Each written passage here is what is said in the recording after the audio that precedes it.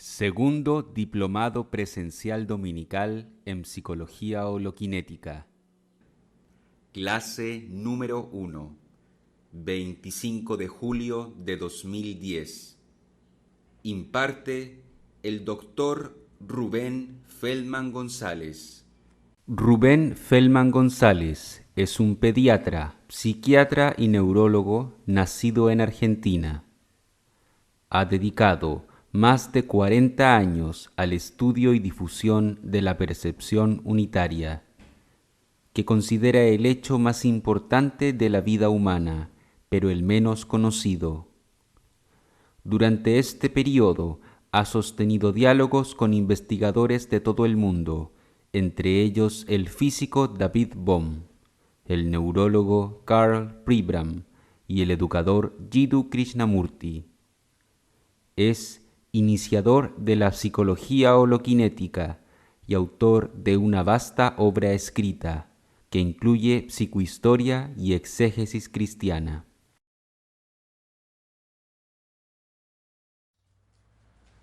Bueno, buenos días, 25 de julio del 2010. Aquí estamos en el segundo diplomado presencial dominical, que va a durar 4 meses. Y tenemos 14 alumnos aquí en Mexicali, México, y conectados por internet, Logitech, con 9 personas en Buenos Aires, de los cuales por lo menos 3 son profesores. Decimos que este es el segundo diplomado presencial que va a durar 4 meses. Todos los domingos, 4 horas, de 10 a 2 en Mexicali, y de 2 a 6 PM en Buenos Aires. Bueno, esto está dedicado a la humanidad dividida, con la esperanza de que contribuyamos a unir la humanidad en la paz y en el amor. ¿De qué hablamos? Hablamos de la psicología holoquinética y hablamos de la percepción unitaria y el conflicto horizontal, que son los elementos fundamentales de la psicología holoquinética.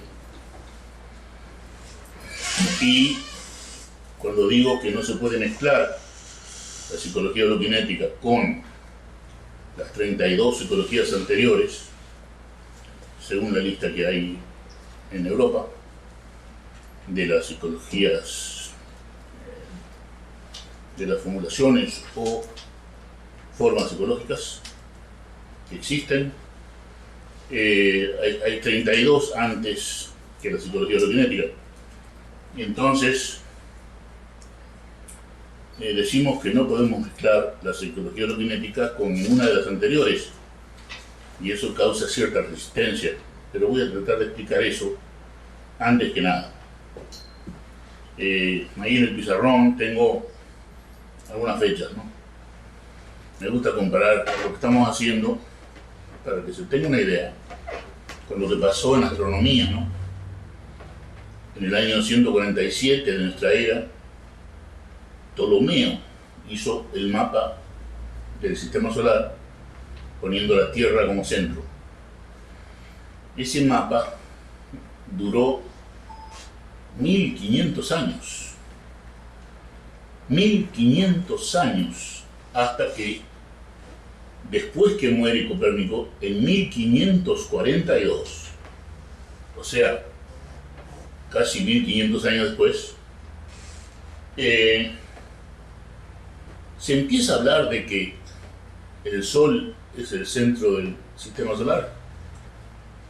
No, se sigue hablando de que es la Tierra el centro del sistema solar, y casi 100 años después de la muerte de Copérnico, cuyo libro se publica después de su muerte, porque él tenía miedo de ser quemado por la Inquisición católica, por decir que el Sol era el centro,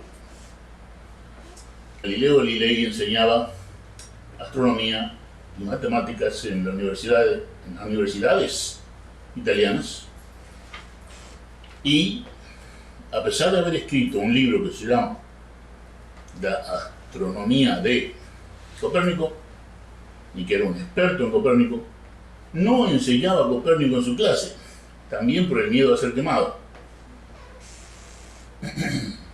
Y ¿Cuándo se empieza a saber de Copérnico, que muere en 1542? Después de la Revolución Francesa, que ocurre en 1789. Y después que Napoleón va instituyendo en Europa y en Egipto la enseñanza de la astronomía de Copérnico. Quiere decir que fue después de 1800 cuando empieza a conocerse a Copérnico. Quiere decir que la humanidad pasó 1700 años y más con una idea equivocada en ciencia.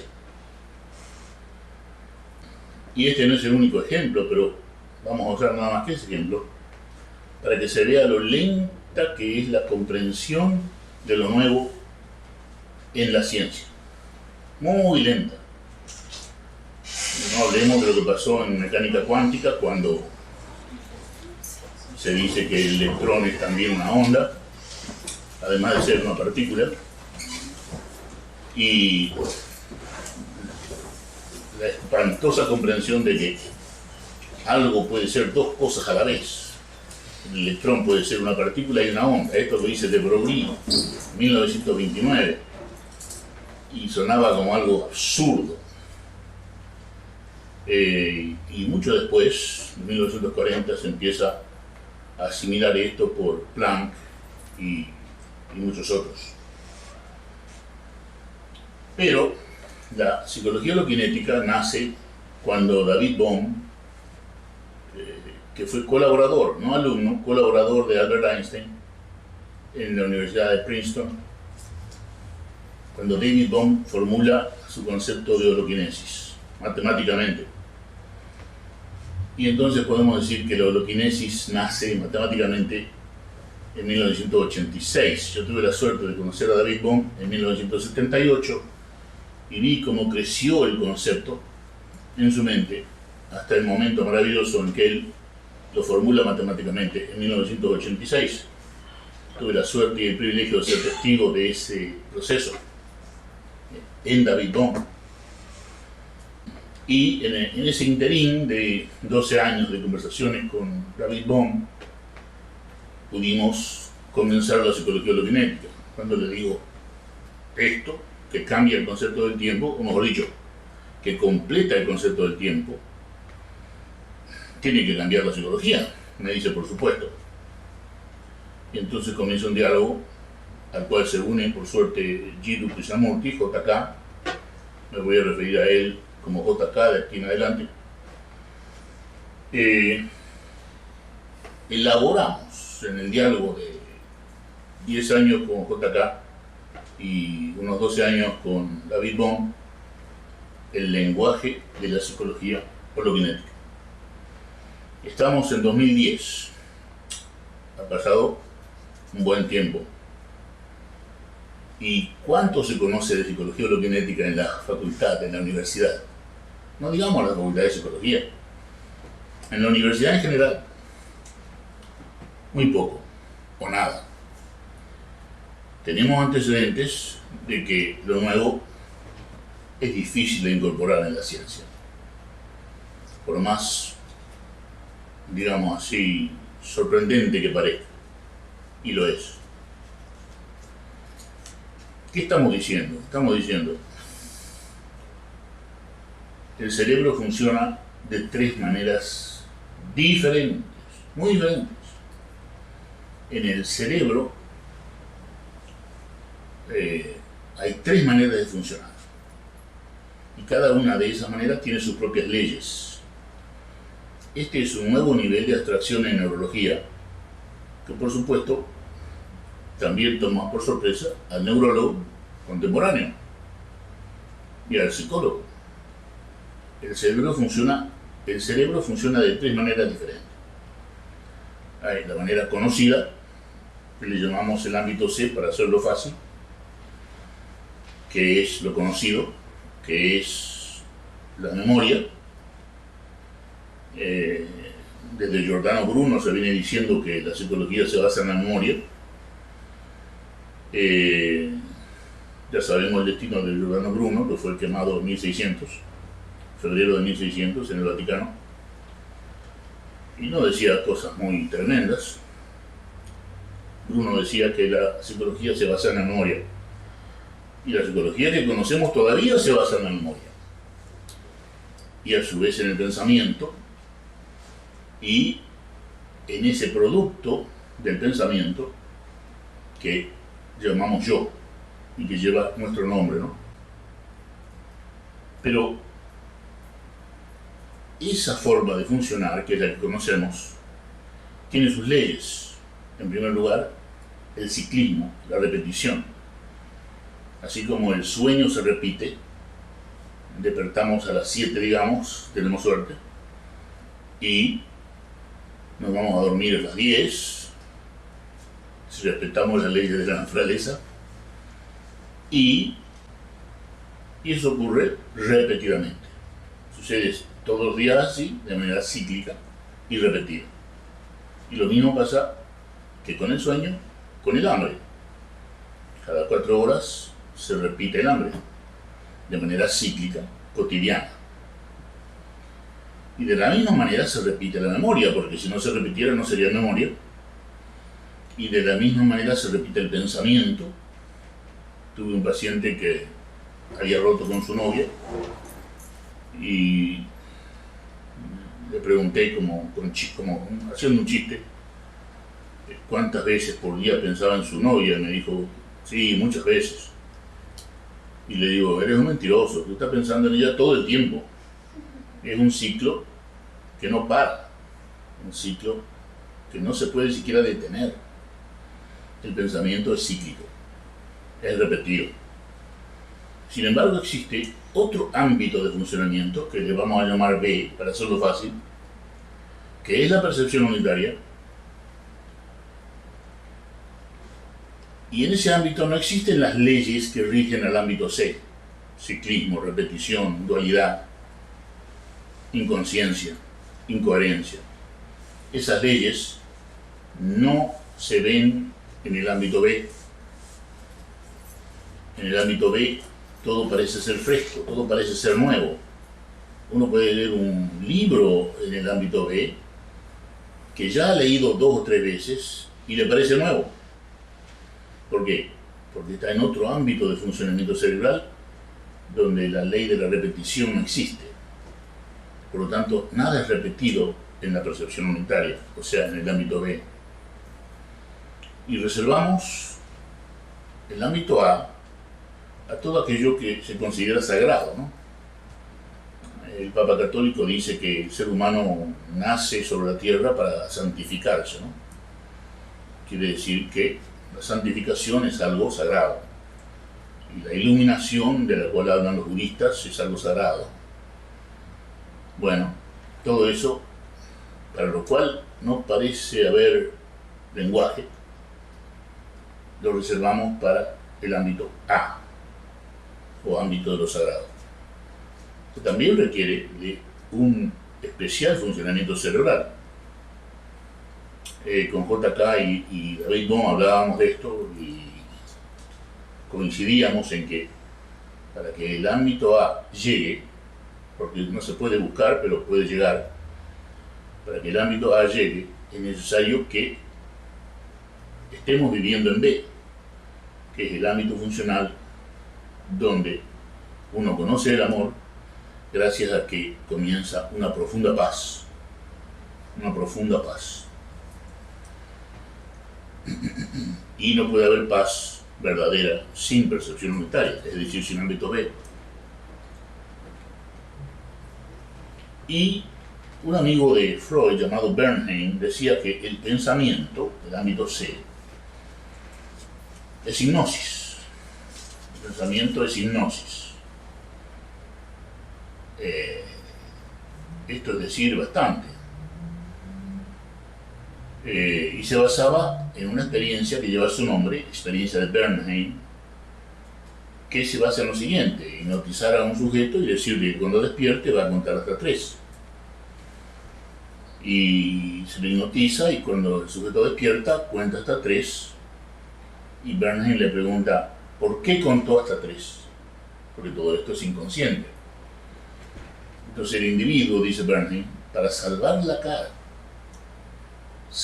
puede decir, conté hasta 3 porque tengo que ir al supermercado a comprar bananas, peras y uvas. Y el hecho de darle una explicación a esa sugerencia hipnótica de contar hasta 3, ya no es parte de la hipnosis, o es parte de la hipnosis, pero como el individuo ha olvidado la inducción hipnótica, le da una explicación. Bernheim dice, todo lo que llamamos pensamiento tiene esa naturaleza. Y nosotros decimos que somos mexicanos, o argentinos, o españoles, o estadounidenses, o rusos, por hipnosis, dice Bernheim. Y cuando se nos pide una explicación, la damos, tal cual sucede en la experiencia de Bernheim. En nombre de eso, nos matamos unos a otros. ¿Por qué? Porque no tenemos ni una idea de que estamos hipnotizados, ni sabemos que el pensamiento es hipnosis. Y de la misma manera, las creencias que son producto del pensamiento, la filosofía, la metafísica, todo eso que es repetitivo, es no solamente pensamiento, sino también, sorprendentemente, con la explicación de Bernheim, hipnosis, nada menos que hipnosis.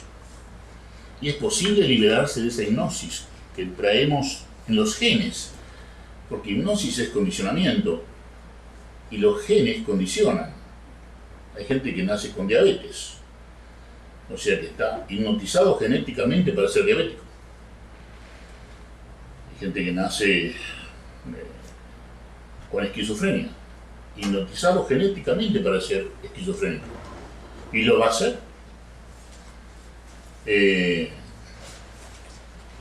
Y después del nacimiento, ya no por el gene, sino de una manera, como decía Sigmund Freud, epigenética, por encima del gene, después del nacimiento, epigenético quiere decir después del nacimiento, existe una hipnosis que comienza en el hogar y termina quizá en la universidad, pero continúa todos los días con la televisión, la literatura, la metafísica, la filosofía, la música, etc. Continúa la hipnosis. Esa hipnosis es colectiva, existe en todo ser humano, y es mutua. Nos hipnotizamos mutuamente a través del pensamiento. Es posible liberarse de la hipnosis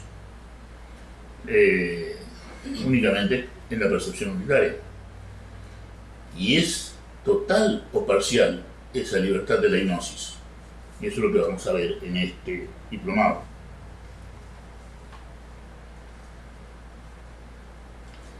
Yo escribí algo en un momento de percepción unitaria en donde creí estar libre de la hipnosis, donde escribí así: la bendición llega con la energía huracanada, penetrante, levitante, esplendorosa, pacificante, gozosa, galvanizante, energiza la percepción unitaria. ¿Cómo puede soportar esta energía el cuerpo humano? La razón de cuidar la salud, la dieta equilibrada, 1 hora diaria de caminata, no es vivir mucho tiempo, es tener el cuerpo listo para esa energía, esa bendición, esa paz, ese gozo, ese extremo e indescriptible esplendor glorioso que impregna cada momento de la vida verdadera. La iluminación no es más que la vida humana como debió haber sido vivida siempre por todos hasta hoy.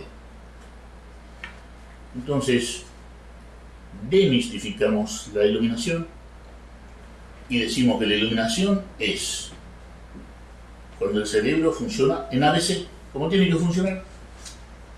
Si el cerebro funciona en su totalidad, ABC, esa es la iluminación, y es de forma natural y completa que tiene el cerebro de funcionar.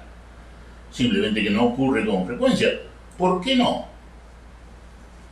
Porque hemos construido una sociedad, una cultura, una educación que impide que el cerebro funcione en su totalidad. porque desde que nacimos nos están hipnotizando, nos están inyectando con ideas, que la nación, que la creencia, que la filosofía, que la metafísica, que la ideología. Y un cerebro que está inyectado con todo eso no puede funcionar por completo, se va atrofiando, y va a repetir hasta la muerte los mismos ritos, los mismos eslogans políticos, la misma simpatía por todos esos héroes que murieron dando su vida con una ametralladora en la mano. Cómo nos fascinan los héroes violentos, ¿no es cierto? Nos fascinan. ¿Por qué? Porque hemos sido hipnotizados para que nos fascinen. Y existe una hipnosis que sea buena. Digamos, los 10 mandamientos, ¿no? No matarás. No desearás la mujer de tu prójimo. No robarás. Los 10 mandamientos son una buena hipnosis. Claro que son una buena hipnosis, porque permiten una convivencia pacífica entre los seres humanos. Pero ¿quién conoce los 10 mandamientos hoy en día? Son muy pocos. Porque la hipnosis va en otra dirección. El provecho rápido y permanente. Y en la percepción unitaria, ¿qué ocurre? Deshipnosis. Se pierde la hipnosis. Y ese es uno de los grandes valores de la percepción unitaria, además de la inmediata paz que trae la percepción unitaria. ¿Y cómo se define la percepción unitaria? Se puede definir de todas las disciplinas humanas. Por ejemplo, desde la psicología podemos decir que la percepción unitaria es percibir todo lo que se puede percibir al mismo tiempo,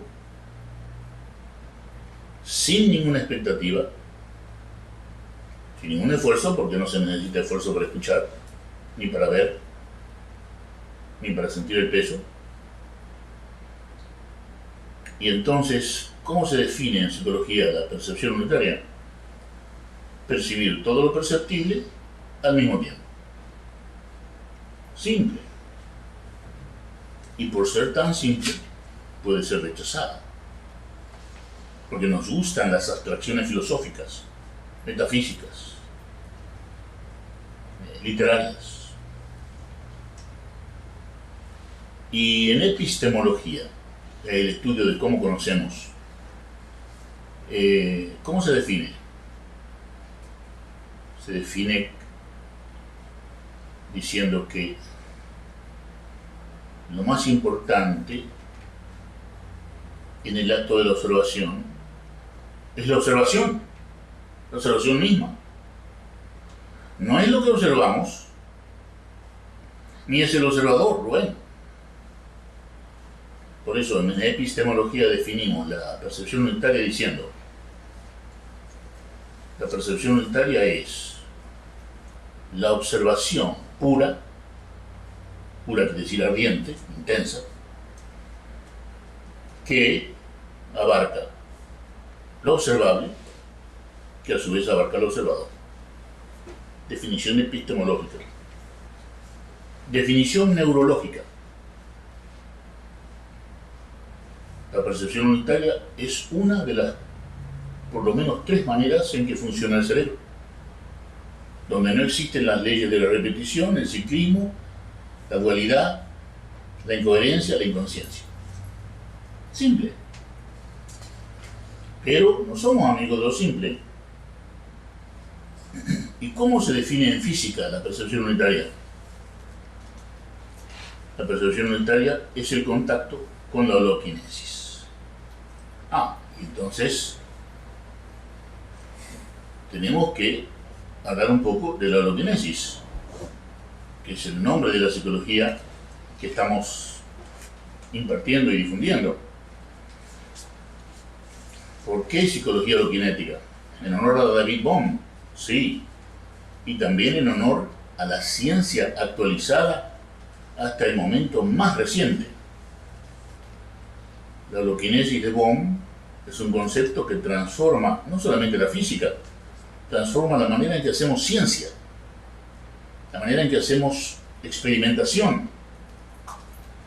Y por eso es difícil de incorporar, difícil de tragar. En lenguaje de la calle podemos decir que la holoquinesis es una píldora difícil de tragar. ¿Qué es la holoquinesis? Para hacerlo simple, después lo vamos a ir viendo más profundamente. El universo está hecho de materia y energía. Y se dice últimamente que hay una interfaz entre la materia y la energía que es la mente. Quiere decir que la materia es universal.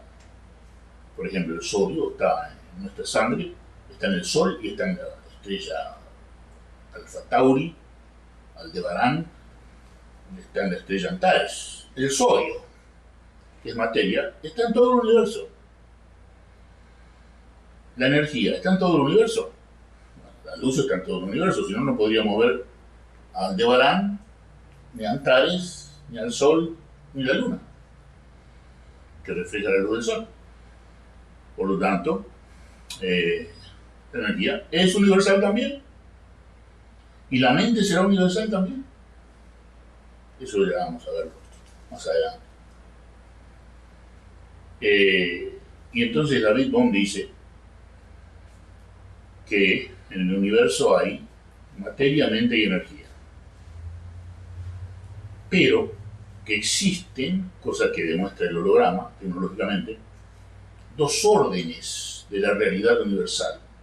Uno es el explícito, que es lo que vemos, lo que tocamos, y otro orden implícito, que es solamente inferible, y que ambos están en el mismo lugar en todo el universo, el orden explícito y el implícito, y que toda la materia, la mente y la energía tienen esos dos órdenes, el explícito, visible, y el implícito, inferible.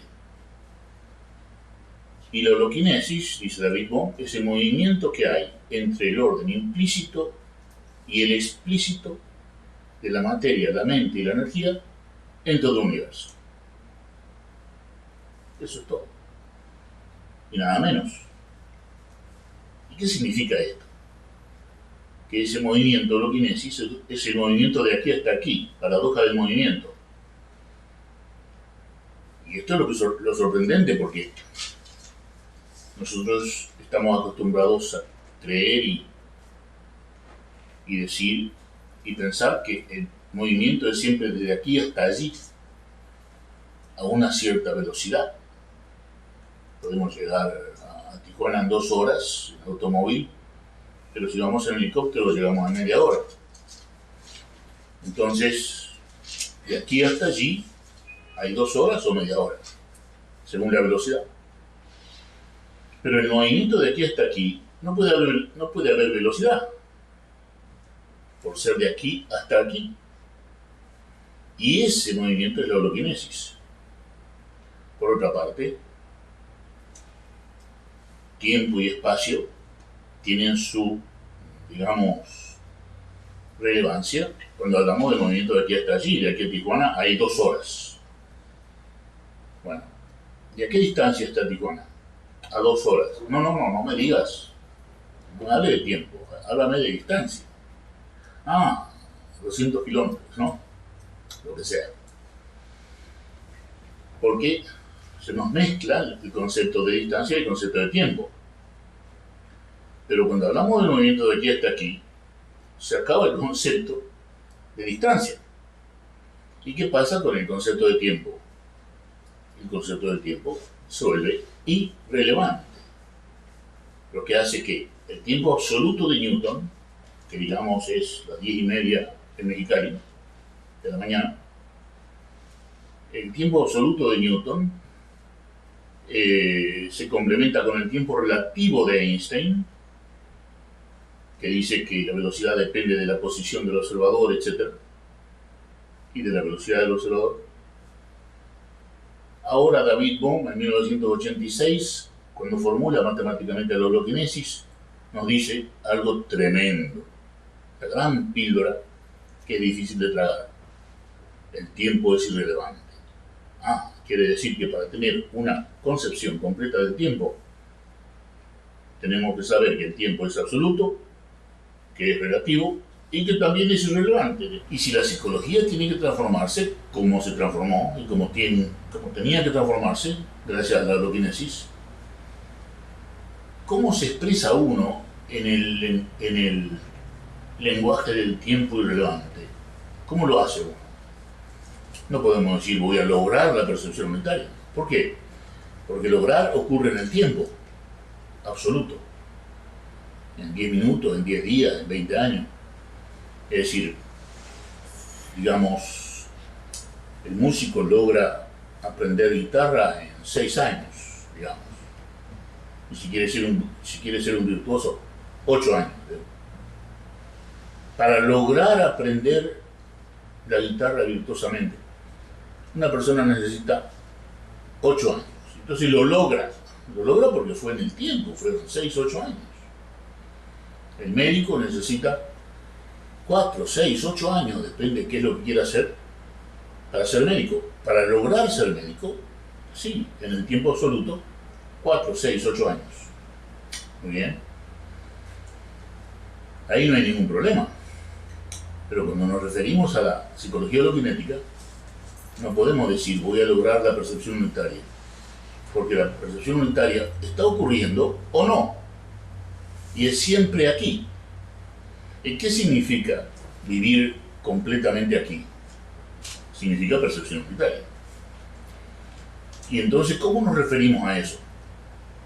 Simplemente, la percepción unitaria quiere decir vivir completamente aquí.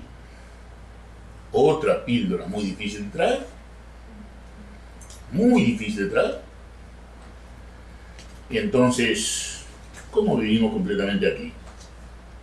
Escuchando por completo todo el sonido al mismo tiempo, sintiendo el peso del cuerpo, mientras escuchamos, y viendo la totalidad de la luz, que es todo el campo visual, 180 grados y 180 grados, toda la semiesfera que está frente a nosotros es el campo visual que puede ser visto en percepción unitaria mientras se siente el peso y mientras se escucha todo el sonido. Y si ustedes lo intentan, van a ver que muy pronto, por no decir inmediatamente, llega la paz. Y la paz es el sello de garantía de que ustedes están haciendo bien la percepción unitaria. Le dije a JK, que fue quien me enseñó a mí la percepción unitaria, gracias a Dios, y le digo, ¿y para qué tengo que escuchar? ¿Para qué tengo que sentir el peso? Me parece muy tonto. Me dice, hágalo y vea lo que pasa. Digo, no, pero dígame algo, dígame qué va a pasar. No, hágalo y vea lo que pasa. Ahora, la sabiduría de JK era muy grande, porque si me hubiera dicho JK lo que pasa ese día, el 23 de marzo de 1975, que yo estaba estudiando psiquiatría en Estados Unidos, en la Universidad de Pittsburgh,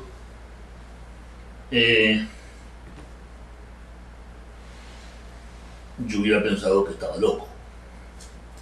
Si JK me hubiera dicho lo que pasa cuando uno intenta la percepción unitaria de manera constante, día a día, momento a momento, de hecho en hecho, y me hubiera dicho con sinceridad lo que pasa, yo hubiera dicho, este está loco, y nunca me lo hubiera tomado en serio. Así que le agradezco a JK su sabiduría de haberme dicho, hágalo y vea lo que pasa, no le voy a decir lo que pasa. Porque si le digo lo que pasa, usted nunca se lo va a tomar en serio. Sabía que yo estaba condicionado como médico y que no podía aceptar las cosas que pasan en percepción unitaria. En aquel momento no hubiera podido aceptar que él me dijera lo que pasa si uno vive la percepción unitaria. Porque decir que lo que pasa es maravilloso es poco. Porque decir que lo que pasa en percepción unitaria es trascendente es poco. Porque decir que lo que pasa en percepción unitaria es lo más importante de la vida, lo más bello que una persona puede vivenciar, es poco. es poco. Entonces,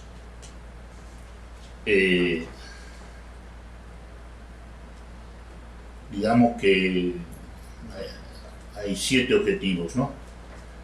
El objetivo de este diplomado es que ustedes tomen en serio la lectura de la obra escrita.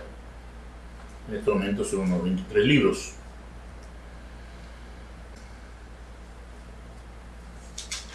El objetivo de la psicoterapia holokinética, ¿cuál es? Pasar de C a B. De todo lo que conocemos, memoria, pensamiento, yo, a lo desconocido, la percepción unitaria, la bendición, la paz, el amor. ¿Y cuál es el objetivo del ámbito C? Memoria, pensamiento, yo. Provecho, prestigio, poder y un montón de placer. Y si no encontramos una de esas cosas, nos enojamos y vivimos con miedo, con rabia y con tristeza. Entonces, el objetivo del diplomado es que ustedes tomen en serio el estudio de la obra escrita y que, si quieren, pueden tomar el examen oral y escrito para ser profesores de Psicología Holokinética de la Academia Internacional de Ciencias de la República de San Marino, que auspicia estas actividades académicas. Y muchos me dicen, ¿y cómo vas a tomar examen sobre algo desconocido como la percepción unitaria? No tomamos examen de eso. El examen es para aprender a usar un lenguaje claro, conciso, concreto, coherente y completo. CCC. Un lenguaje claro, conciso, concreto, completo y coherente. Para enseñar lo más importante de la mente, que es la percepción unitaria. El examen no es para saber si el alumno está en percepción unitaria. Eso sería ridículo. Es para saber si puede enseñar sin confundir. Lo más importante es no crear confusiones si vamos a enseñar lo más importante de la vida, que es el ámbito B, la percepción unitaria.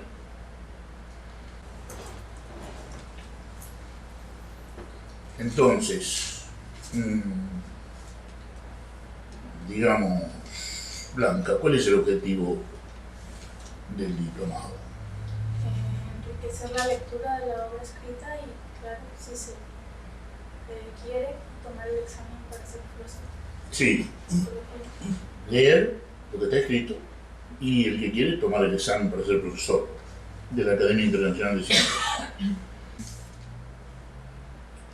¿Y cuál es el objetivo de la psicoterapia holokinética? Ayudar al paciente a que intente la percepción unitaria para entrar en contacto con el conflicto. Y también, en última instancia, liberarse. O sea, pasar de C a B. Ese es el objetivo de la psicoterapia. Javier, ¿cuál es el objetivo de C? Poder, prestigio, provecho, placer. Muy bien. Muy bien. Y Eduardo, ¿tú puedes decirme cuál es el objetivo del examen de la Academia Internacional de Ciencias? Saber si eres capaz de transmitir el mensaje sin lenguaje egoísta, Sin un lenguaje egocéntrico, hipnótico y temporal. Sí, eso se ve que has leído algo y es así. El examen es para asegurarse de que el alumno, ya profesor de la Academia Internacional de Ciencias, transmita lo que es la percepción unitaria y lo que es el conflicto horizontal, sin distorsión, una distorsión que viene de un mal lenguaje, y ese lenguaje es egocéntrico, temporal e hipnótico. Eso ya lo vamos a ver. Igual. Claro, es dual, sí, dual también, igual que su origen, que es el pensamiento, ¿no? El lenguaje es dual, ¿no? El pensamiento es dual, ya lo vamos a ver eso, pero el pensamiento es dual porque siempre se mueve entre lo lindo y lo feo, lo alto y lo bajo, siempre se mueve entre los opuestos, lo bueno y lo malo. Lo interesante es que ya el mismo Jesucristo, 2000 años atrás, decía: no me llamen bueno, porque solamente Dios sabe lo que es bueno, decía. ¿Qué estaba queriendo decir? Estaba queriendo sacar a la gente del lenguaje dual, de lo bueno y lo malo. Tú tienes que amar a tu hermano, ¿no? Y si es bueno o malo, eso dejáselo a Dios. Bellísimo, bellísimo. Bueno, decimos que hay que leer un poquito de psicología, perdón, del diagnóstico psicológico actual. Vamos a ver un poquito de eso. ¿Por qué? Porque hay algunos diagnósticos que no se benefician de la percepción mental, o sea, de la psicología cognitiva. ¿Cuáles son esos diagnósticos? Esquizofrenia, el retardo mental, médico, retraso mental, el mal sueño, déficit de atención. En esos casos no conviene enseñar percepción monetaria porque se pierde el tiempo. ¿Por qué se pierde el tiempo? Es cruel decir esto, parece cruel, ¿cierto? Pero no es cruel.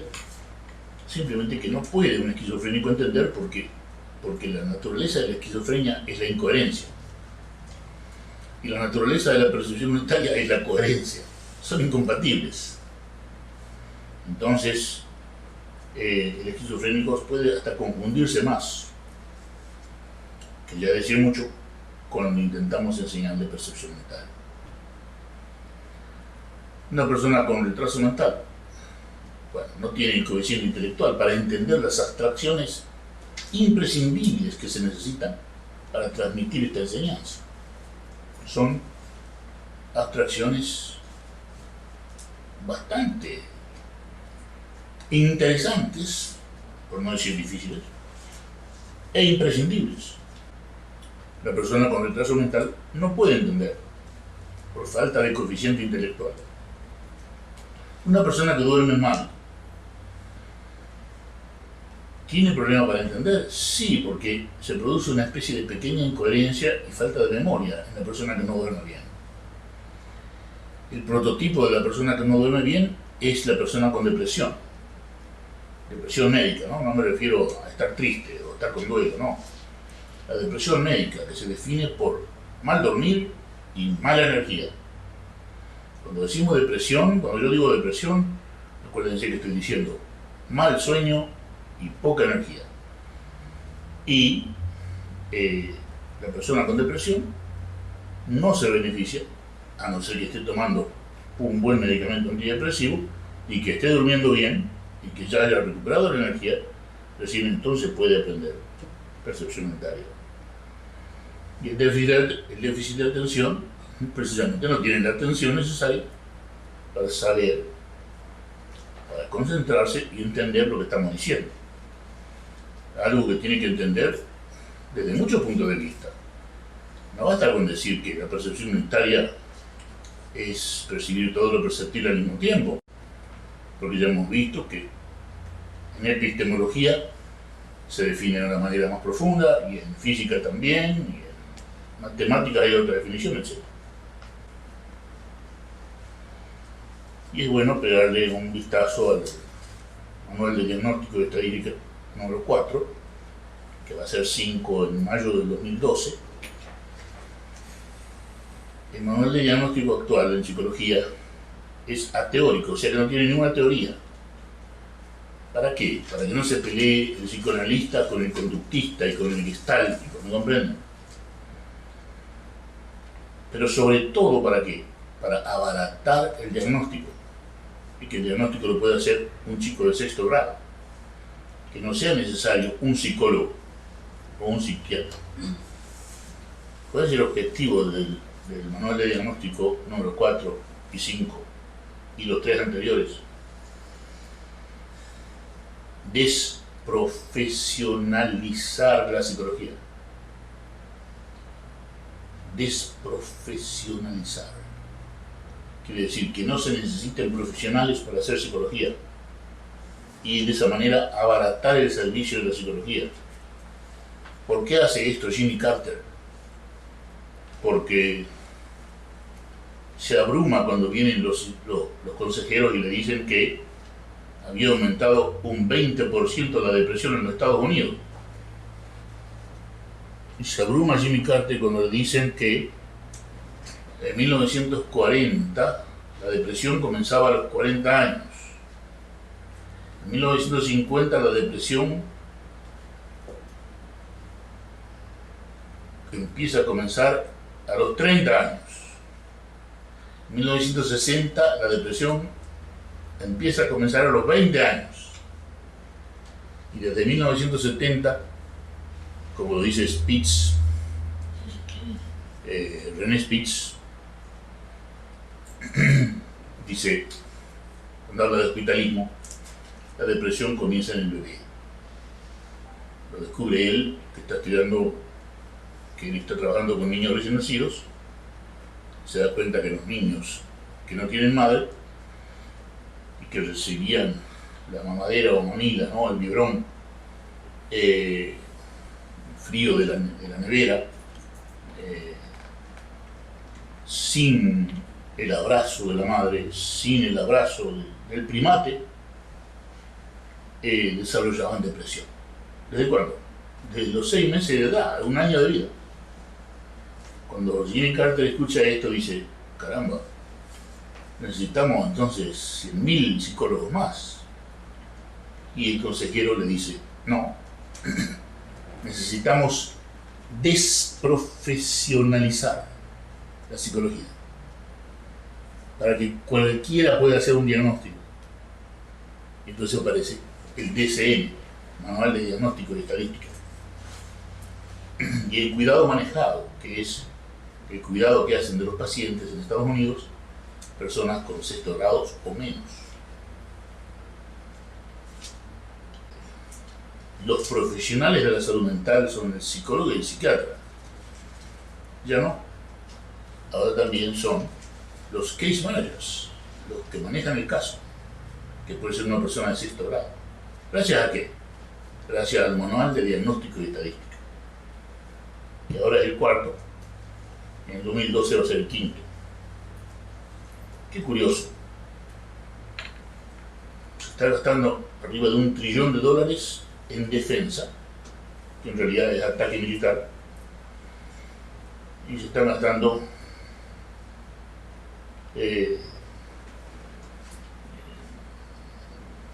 trillones de dólares en lo que se llama la guerra, una guerra que se ha hecho permanente y no se puede gastar en profesionales de la salud mental.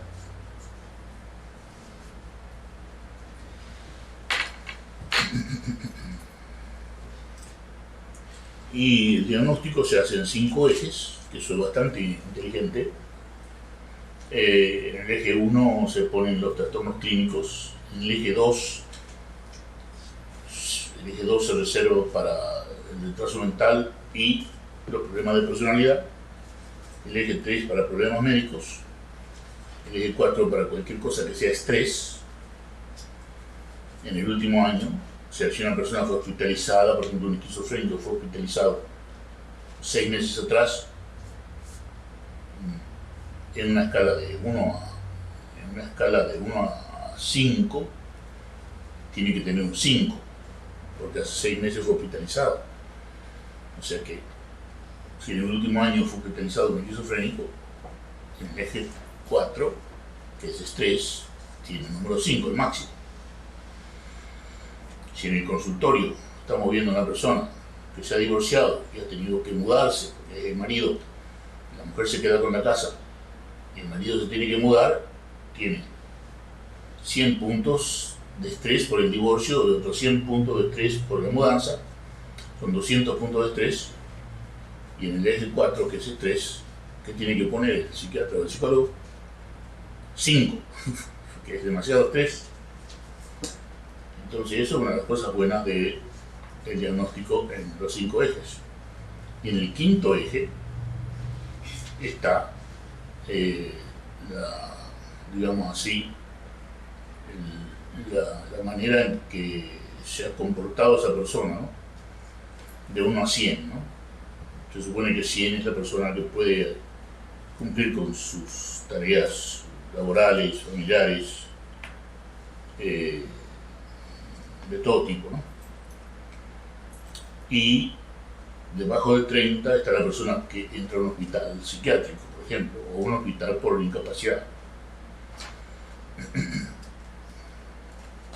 En Estados Unidos, si tiene debajo de 40, puede recibir asistencia del Estado, pero si tiene más de 40, no recibe asistencia del Estado. Quiere decir que es suficientemente capaz para alimentarse con su propio trabajo, lo cual no es siempre verdad, pero esos son los cánones, ¿no?, actuales. Y el estrés es, digamos así, ubicuo, omnipresente en psicología y en la psicopatología. Un deprimido tiene mucho estrés, un niño con déficit de atención tiene mucho estrés, una persona con retraso mental tiene mucho estrés. El esquizofrénico es diferente porque le falta el afecto, pero el enfermo mental en general, si no es esquizofrénico, tiene muchísimo estrés, sobre todo el deprimido. Todo se hace más estresante, más difícil. Y el estrés, que es la única respuesta frente al frío, la fatiga, las radiaciones, las infecciones, las intoxicaciones, los traumas, el exceso de trabajo, la falta de sueño, etc. Todo eso hace que haya una respuesta glandular, la hipófisis y la suprarrenal, en el organismo, y ese estrés, única respuesta a muchas causas, trae innumerables complicaciones. Yo puedo saber cuánto tiempo ha estado una persona en estrés crónico, preguntándole: ¿sufre usted de gastritis? Que la gastritis es la primera complicación del estrés. Me dice: sí, tengo agruras. Entonces tengo una idea de que esta persona ha estado con estrés por lo menos 3 años. ¿Tiene usted hipertensión arterial? Sí. Quiere decir que ha estado con estrés por lo menos 5 años. ¿Tiene usted la artritis? Sí. Ha estado con estrés por lo menos 10 años. ¿Tiene usted muchas gripas y muchos resfríos por caída de la inmunidad? Otra complicación del estrés. Sí. Eso puede pasar en cualquier momento del estrés. Y las complicaciones finales son síndrome metabólico, umbral de la diabetes, y al final, no al principio, las ideas suicidas y homicidas. Una persona deprimida rara vez tiene ideas suicidas y homicidas. O sea que la depresión no trae ideas suicidas y homicidas, a no ser que el estrés sea muy crónico, que haya estado por lo menos 10 o 20 años sin tratamiento, para que empiece a pensar en el suicidio y el homicidio. Entonces, hay que hacer una evaluación inicial del paciente, que ustedes van a recibir el material para ver punto por punto cómo se evalúa un paciente. ¿Y qué hay que hacer? Tomar los datos personales, el email, el teléfono, la dirección, el documento para que esa persona no se haga pasar por otra, como pasa muchas veces, para obtener ventajas económicas de alguna manera. Y después de tomar los datos, preguntar por qué viene. O sea, la razón por la cual viene. Después, la historia de la razón por la cual viene. Vengo porque no duermo desde que me dejó mi esposa. Bueno, insomnio por divorcio. Presentación del caso. Historia.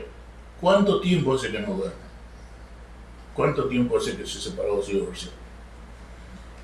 Historia del problema presentado.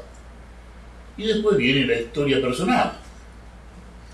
De dónde nació, dónde se educó, cuánto tiempo se educó, tiene educación primaria, secundaria, terciaria, ha estado en el servicio militar o no, ha estado hospitalizado o no, por cualquier razón que sea, desde una fractura hasta una esquizofrenia, etcétera, etcétera, la historia personal. ¿Está casado o no? ¿Cuántas veces se casó? Si es mujer, ¿cuántos hijos tuvo? ¿Cuántas veces se casó? Etcétera. Y después de eso viene el estado mental, ¿no? Ver cómo está la persona, ver cómo se comporta la persona, ¿no? Su aspecto, gordo, flaco, atractivo, no atractivo, cómo se viste, si viene con un sobre todo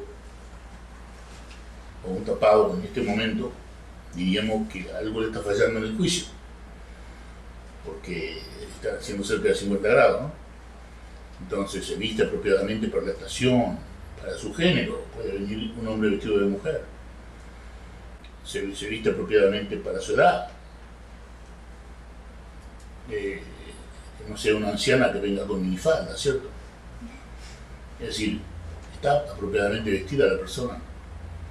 Y después de eso, cómo está su conversación, es coherente, es sólida la expresión verbal, es claro, es conciso, es coherente, insisto, completa sus pensamientos, lo deja por la mitad. Y luego, bueno, preguntar si conoce otros idiomas, y luego la inteligencia, más o menos, hacer preguntas sobre la inteligencia, para tener una idea grosera de su inteligencia, su memoria. Repítame este número, 35869702, por ejemplo. La memoria, la atención, presta atención, no se distrae. Está usted orientado, sabe usted quién soy yo. ¿Yo qué soy? Soy un camionero. Está orientado, yo soy por lo menos un profesional que lo está interrogando. Puede ser un cínico, antisocial, ¿no? ¿Yo quién soy? Un ladrón. O sea, se está burlando. O ¿yo quién soy? No, usted es un médico, usted es psiquiatra, está orientado. ¿Qué día soy? 25 de julio, está orientado. ¿De qué año? 2010, está orientado. Al tiempo, a la persona. ¿Y al lugar? ¿Qué lugar es este? Mexicali, Nuevo Mexicali, orientación, memoria, inteligencia, atención. Y después de eso, ya viene el diagnóstico en 5 ejes y el plan de tratamiento. Y esa es la evaluación inicial de un paciente. En pocas palabras, ustedes van a recibir, ya sea en papel o por email, la evaluación inicial completa, ¿no? Sí, esa que tiene un examencito al final, que ustedes no tienen que hacer el examen, pero esa es la evaluación que tenemos. Y hay 2 palabras que se usan mucho en psicología, que es transferencia y contratransferencia. Son palabras de Sigmund Freud, ¿no? Y se usan sobre todo en la sesión psicoterapéutica, ¿no? Transferencia es todo lo que siente el paciente por el terapeuta, ¿no? ¿Por qué se le llama transferencia? Porque es cómo aprendió a sentir con su mamá, con su papá, con su maestro, ¿me comprenden? Y de esa manera, cómo aprendió a sentir, con odio, con amor, con lo que sea, así se va a sentir con su terapeuta. Entonces transfiere la manera que él aprendió a sentir, o ella aprendió a sentir, con el terapeuta. Eso se llama transferencia, ¿no? Transferencia de los sentimientos al terapeuta. El terapeuta sabe cómo aprendió a sentir esa persona gracias a la transferencia. Es una persona hostil, es una persona amable, es una persona superficialmente amable, y en el fondo hostil, etc. O es una persona hostil, pero que en el fondo es una persona amable, etcétera, etcétera. Y la contratransferencia es lo mismo, pero es lo que siente el terapeuta por el paciente. Siento rechazo por este paciente, porque no mejora con el tratamiento que le di.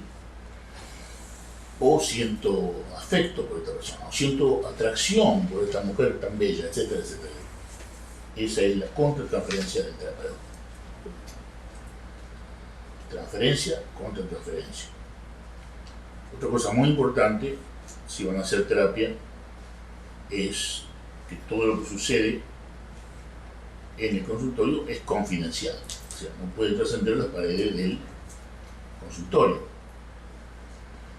Si el paciente es menor de 18 años, hay que decirle, todo lo que tú me digas es confidencial. Pero si tú me dices algo que yo creo va a poner en peligro tu vida o tu salud o la vida de alguien, se lo voy a tener que decir a tus padres. Eso sigue siendo confidencial. Y a un adulto también. En Estados Unidos existe una ley que se llama Tarasov-Mavrodis. ¿Por qué? ¿Por qué nació esa ley? Porque Tarasov era una muchacha muy atractiva.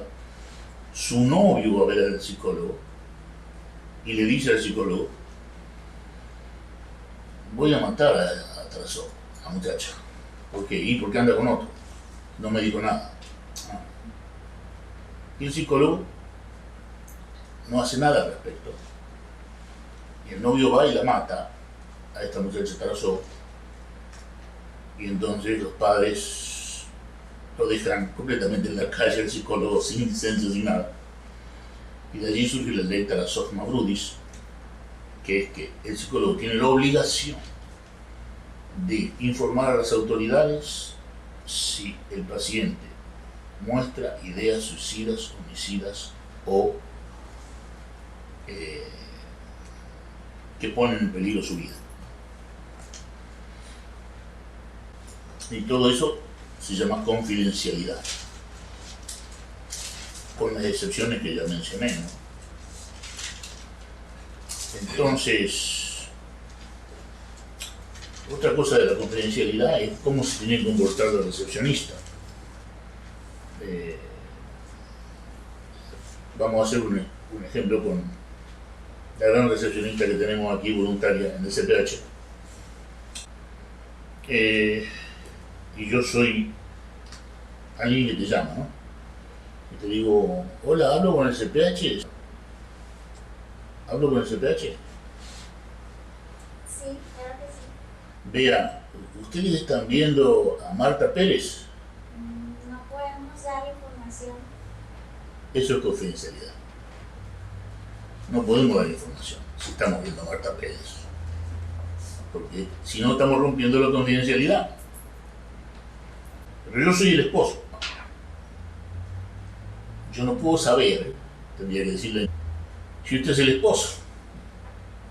Y si usted se presenta con su documento y me demuestra que usted es el esposo, tampoco le puedo hablar de Marta Pérez, porque tenemos que ser confidenciales.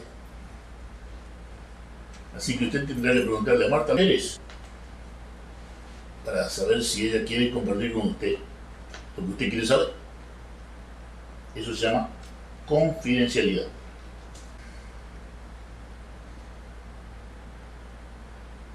Quiere decir que antes de intentar pasar de C a B en la psicoterapia, tengo que preguntar muchas cosas, ¿cierto?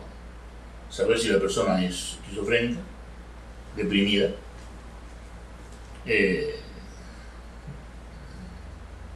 déficit de atención o con retraso mental. Si tengo duda del retraso mental, lo mejor es hacer el test de Wechsler revisado para saber cómo está el coeficiente intelectual antes de empezar la terapia, para no hacerle perder el tiempo y el dinero a ese paciente. Y hay otras cosas que va a poder hacer, pero que no van a hacer la percepción unitaria, en caso que sea una de esas 4 cosas, ¿no? Así todo, la esquizofrenia es el 1% de la población, el retraso mental es el 3% de la población.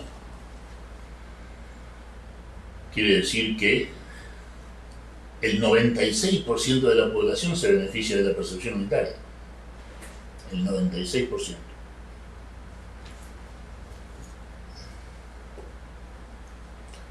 La percepción unitaria no es una técnica, es una manera de funcionamiento del cerebro. No es una técnica. Y no tiene las leyes que ya dije, que son las leyes del ámbito C. Repetición, ciclismo, dualidad, incoherencia, inconsciencia. Porque el pensamiento, la memoria y el yo tienen lo que se llama el inconsciente. Hay un yo inconsciente, el 99% de la memoria es inconsciente, el pensamiento, el 99% es inconsciente, igual que el yo. Pero la percepción unitaria es solamente consciente. La percepción unitaria es solamente consciente. Ahora, el inconsciente es el orden implícito. No.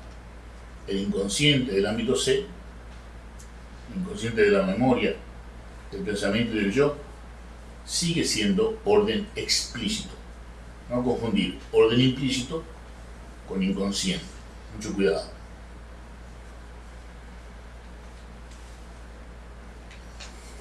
Y entonces, ¿cómo funciona el cerebro en el ámbito C?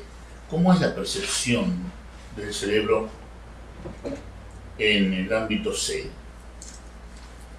Si ustedes toman un alambrito, ¿no?, y lo hacen pasar, lo ponen sobre el párpado y hacen pasar una corriente galvánica muy suave por encima del párpado, entonces pasa la corriente. Le preguntan a la persona, ¿qué sintió? Escuché, bzz. Escuché, bzz. Pasó la corriente, ¿no? El oído lo registra a esa corriente eléctrica. Quiere decir que, ¿cómo se transformó la electricidad en sonido? No vamos a entrar en eso. Eso es para la física. Que ellos se hagan la vida difícil. Acá lo vamos a hacer simple. ¿Cómo se transformó la energía eléctrica en sonido? Hay explicaciones, pero acá no las vamos a dar. Bzz. Escuché que pasó la corriente eléctrica. Bzz. Un zumbido. ¿Qué más sintió? Sentí calor en el párpado. ¿Cómo se transformó la energía eléctrica en calor? No lo vamos a explicar acá. Acá vamos a hacer la cosa simple. Pero quiere decir que una energía se transformó en calor en el párpado. ¿Por qué? Porque aquí el receptor de la energía es receptor de sonido. Y aquí el receptor de la energía es el calor. O la presión, ¿no? ¿Y sintió algo más? Sí. Vi un flash de luz que se llama fosfeno, ¿no? Porque llegó a la retina la electricidad. Y el ojo tiene receptores de luz. Cuando son estimulados, dan luz. No tienen receptores de electricidad. Los receptores del oído registran la electricidad como sonido. Y los receptores del párpado registran la electricidad como calor. Y así funciona el cerebro. ¿Y cómo se le llama eso? En psicología holokinética le llamamos percepción fragmentaria. Porque no existe la percepción de la electricidad. La electricidad te mata, pero no la percibes. El rayo te mata. A lo sumo puede percibir el calor, ¿no? Si tomas un conductor de energía eléctrica, te puedes electrocutarte y morirte. Pero no hay percepciones de electricidad en el organismo. Por lo tanto, ese cablecito demuestra de que hay una percepción fragmentaria de la energía en el cerebro. Y que la única energía, que es la energía de la oroquinesis, acuérdense que la energía de la oroquinesis es una sola, que se explicita en el orden explícito, se explicita como electricidad, energía electromagnética, como sonido, como gravitación, fuerza débil, fuerza nuclear, etc. Entonces, ¿cómo lo percibe el cerebro? La única energía la percibe de varias maneras. Y esa percepción es fragmentaria. Y esa percepción es la percepción del pensamiento. Por eso el pensamiento es 99% inconsciente y su percepción no es confiable. ¿Por qué? Porque fragmenta todo lo que percibe. Fragmenta todo lo que percibe. Y imagina un mundo dividido por naciones, ¿no? Dividido por religiones, y dividido y dividido y dividido. Porque eso es lo que hace el pensamiento. Percepción fragmentaria. ¿Y qué instrumentos tiene el pensamiento para ponerse en contacto con la realidad, vamos a llamarla externa al organismo? La balanza y la lente. Son los grandes instrumentos del pensamiento. La balanza y la lente. ¿Y cómo explica el pensamiento el mundo externo? Con las coordenadas cartesianas. Abscisa ordenada, ¿me comprenden? Entonces, dualidad. Y esa dualidad se ve en la manera en que el pensamiento crea instrumentos para ponerse en contacto con el ambiente. La balanza, acá el kilo, y acá la papa, hasta que se estabiliza y tenemos 1 kilo de papa.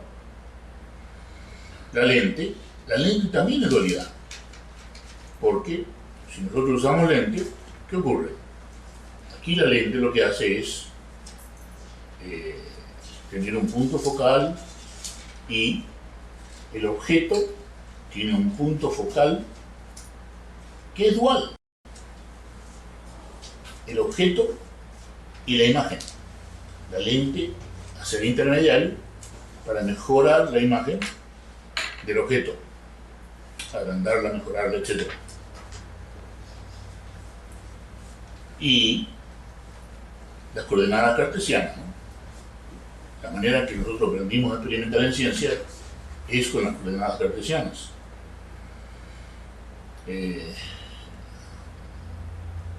¿Cómo disminuye la incoherencia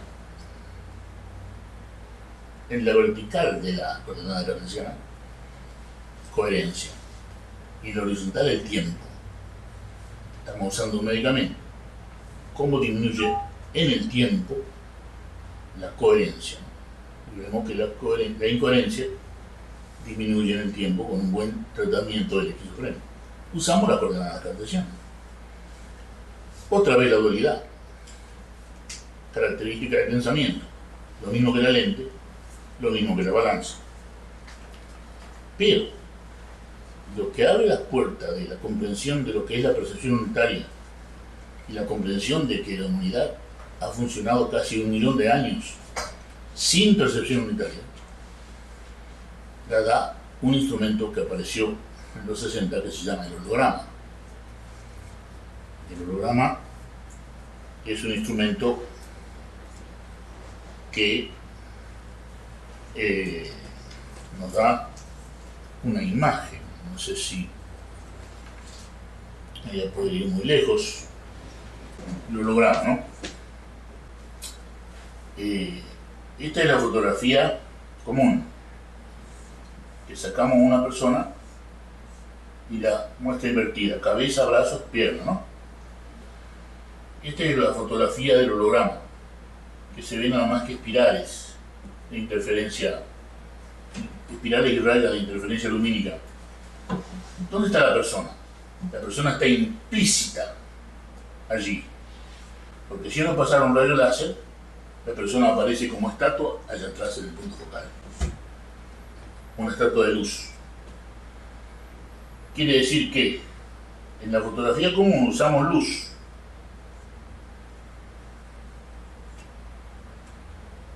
y en el holograma usamos láser, que es luz coherente. Acá usamos lente, que es lo que invierte al objeto y que hace que el pie derecho se corresponda con el pie derecho del objeto. Entonces, correspondencia punto a punto con el objeto. Correspondencia punto a punto con el objeto. Aquí no hay lente, no lente, y no correspondencia punto a punto con el objeto, porque cada punto del objeto está en cada punto del holograma.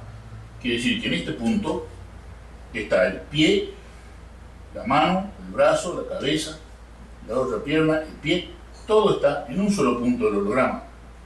Y en cada punto están todos los puntos del objeto.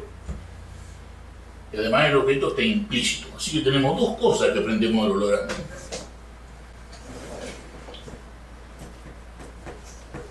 Aprendemos dos cosas del holograma. Una, de que hay una realidad implícita, no visible. Y de que la realidad es indivisa, de que todos los puntos del objeto pueden encontrarse en cada punto del holograma. Entonces, conclusiones del holograma. Tecnología holográfica que aparece en 1960 gracias a Denny Gabor, que había dicho que si a él le daban un punto de luz muy grande, él podría sacar fotografías como estatuas de luz usando el cálculo diferencial integral de Leibniz en el 780, más o menos en la época en que Copérnico empieza a hacerse conocer.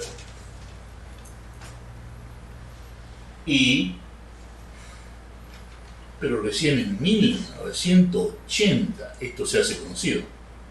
Pasaron 200 años desde Leibniz, muy lento como ustedes pueden ver, para que esta noción del holograma se hiciera conocida. Y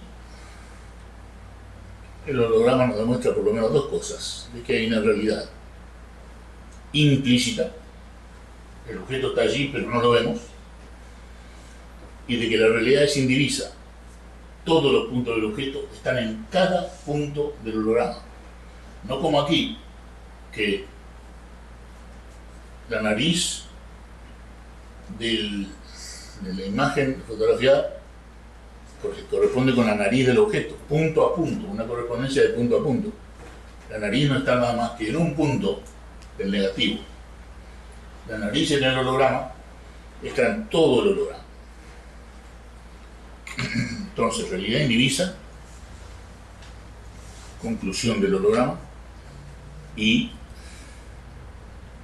una realidad implícita, además de la explícita. Un orden de la realidad que es implícito, además del orden explícito. En el holograma, el orden explícito son las espirales de interferencia lumínica.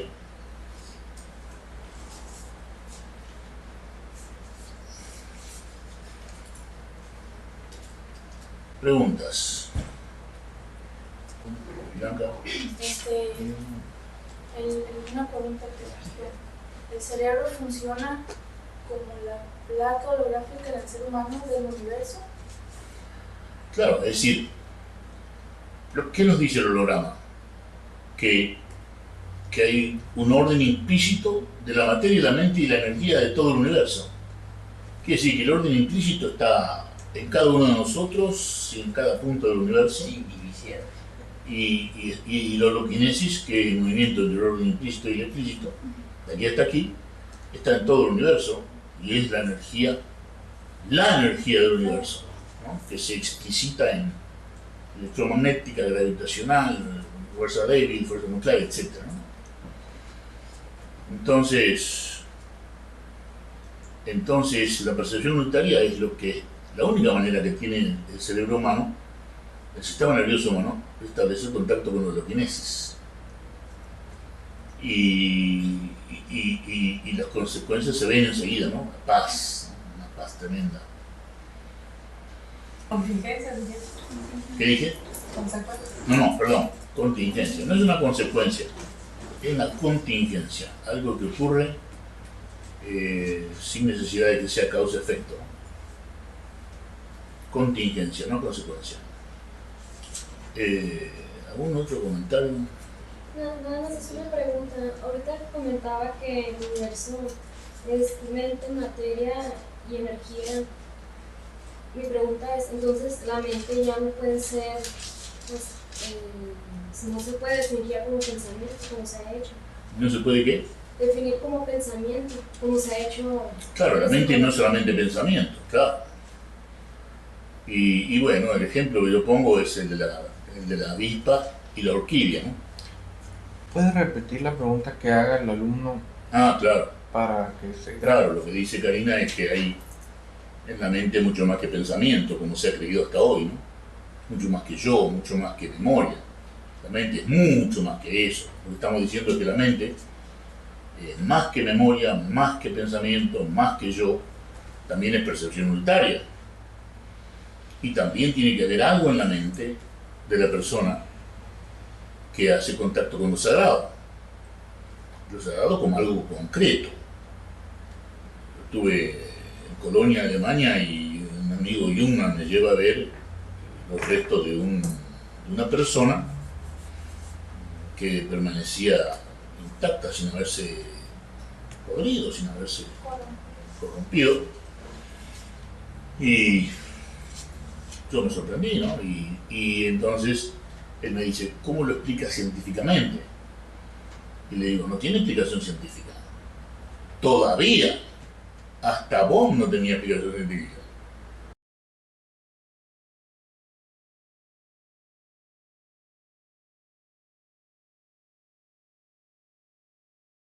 ¿Qué hará esa sustancia en el organismo de un niño, ¿no? Que lo transforma tan rápido? Bueno, estimula el cerebro y lo hace capaz de aprender algo, ¿no? En esas 3 o 4 horas que dura la medicación. ¿Qué significa que dure 3 o 4 horas? Que es una medicación impecable en el sentido de que no va a producir mancha, de que no va a producir daño, si se usa en la dosis adecuada. Pero si tú le enseñas en esas 4 horas, cuando termina esas 4 horas, él puede intentar la percepción unitaria. Bueno, lo que ocurre es que también el aprendizaje de un niño con déficit de atención tiene que ser especial. Lamentablemente hoy en día existe la ley de respetar la diversidad, ¿no? Lo cual quiere decir, pongamos a todos los niños juntos, en una clase de 40, pongamos al déficit de atención, al retardado, al esquizofrénico, pongámoslos todos juntos y a ver qué aprenden, ¿no? Entonces eso es un escándalo, eso es una educación, ¿no? Y entonces tenemos la educación que tenemos, que es un desastre, ¿no? Por eso nos va como nos va, un desastre. No solamente México, desde Argentina hasta Alaska y desde Estados Unidos hasta China, el mundo es un perfecto desastre. Pero en el caso particular del déficit de atención y la medicación, hay que individualizar y hay que repetir la enseñanza para que se incorpore, ¿no? Bajo la medicación. Lo cual necesita que una clase especial para el chico con déficit de atención. Así como un chico retrasado necesita una clase especial para el retraso. Y ahora la tendencia es respetar la diversidad y poner a todos los chicos juntos, ¿no? Y encima que le digan al profesor lo que tiene que hacer.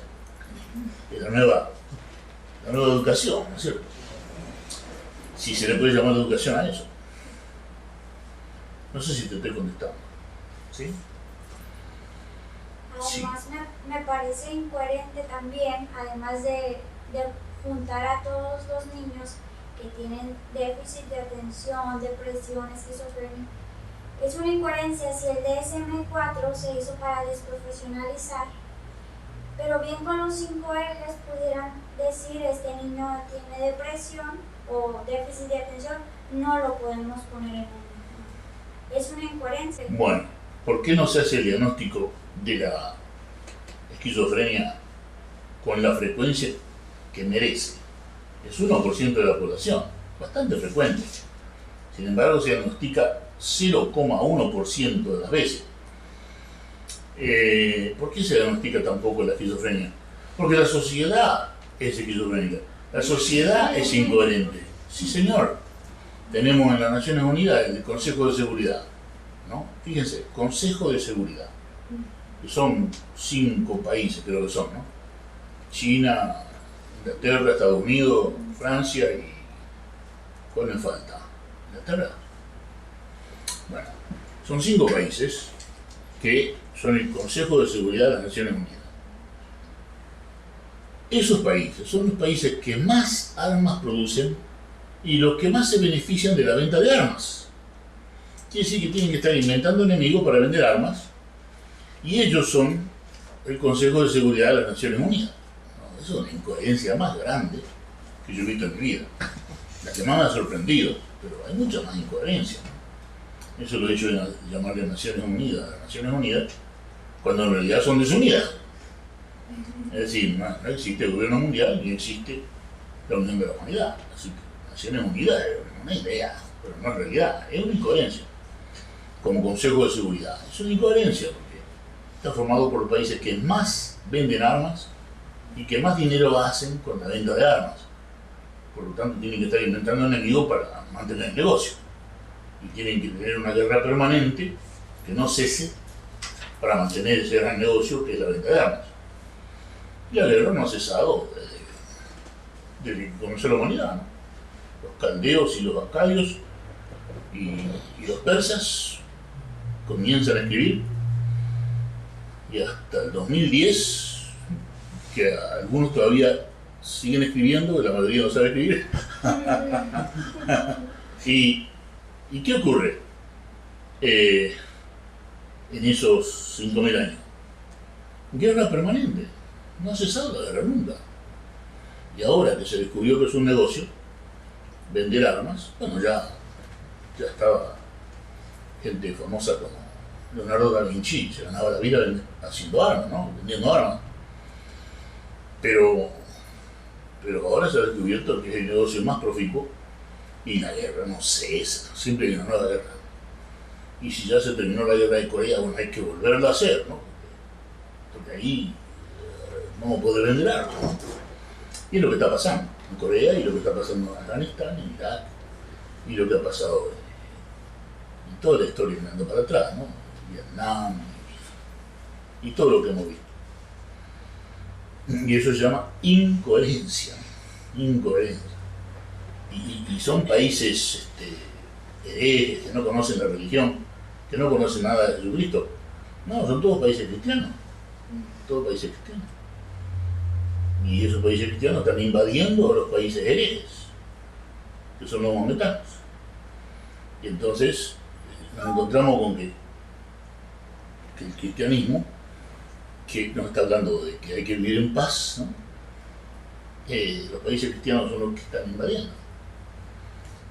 La incoherencia presente en el pensamiento humano por donde uno mire. Empezando por uno mismo. Empezando por uno mismo. Sí. Por uno mismo, claro.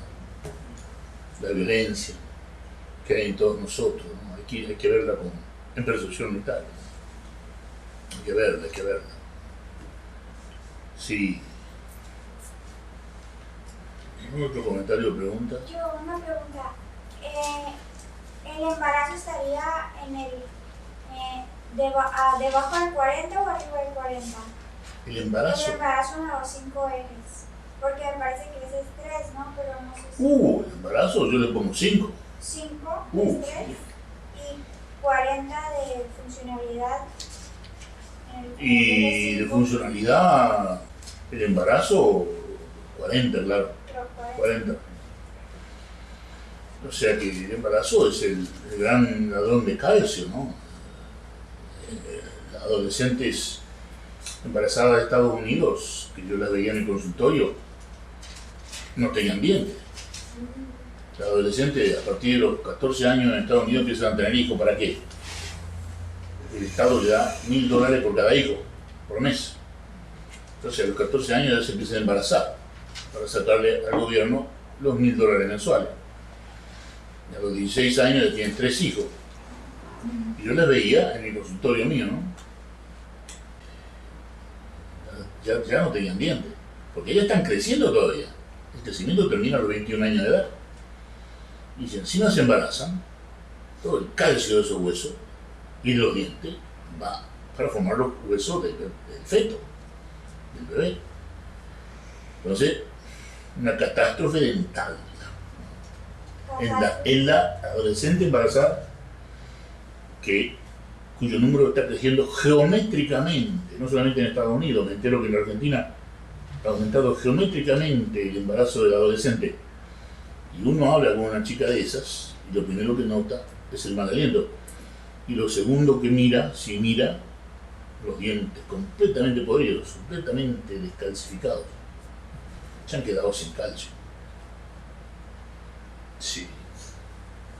Una pregunta, ahorita que usted menciona que la persona que tenga depresión y tenga tratamiento se puede beneficiar de percepción unitaria, ¿verdad?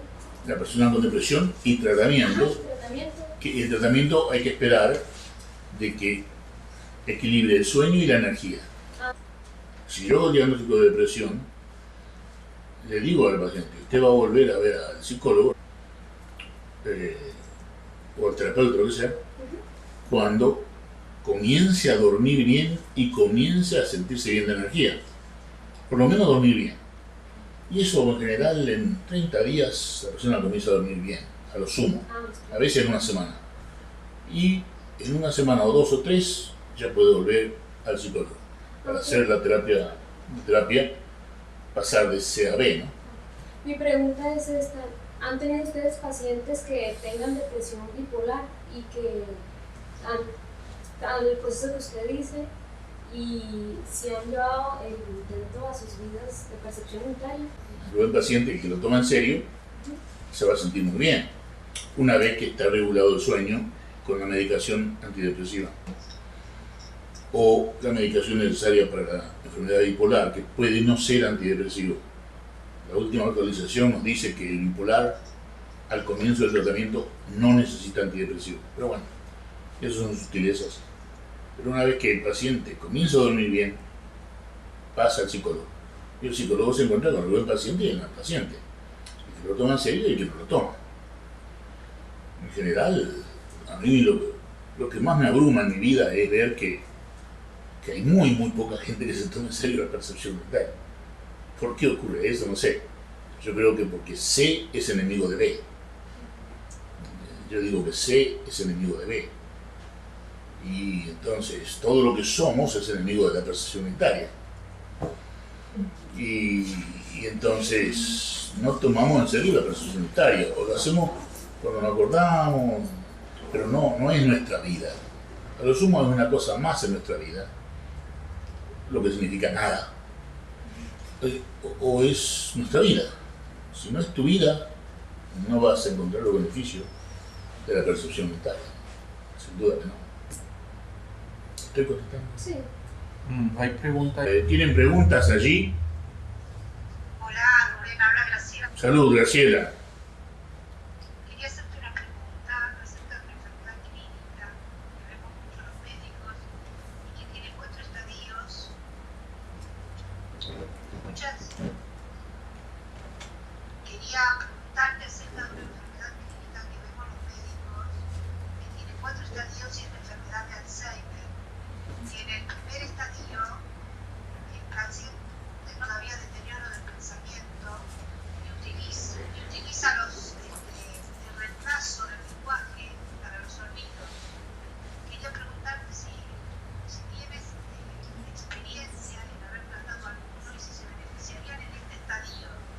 Sí, aquí tenemos, en Mexicali yo tengo 3 pacientes con Alzheimer. Son 3 pacientes,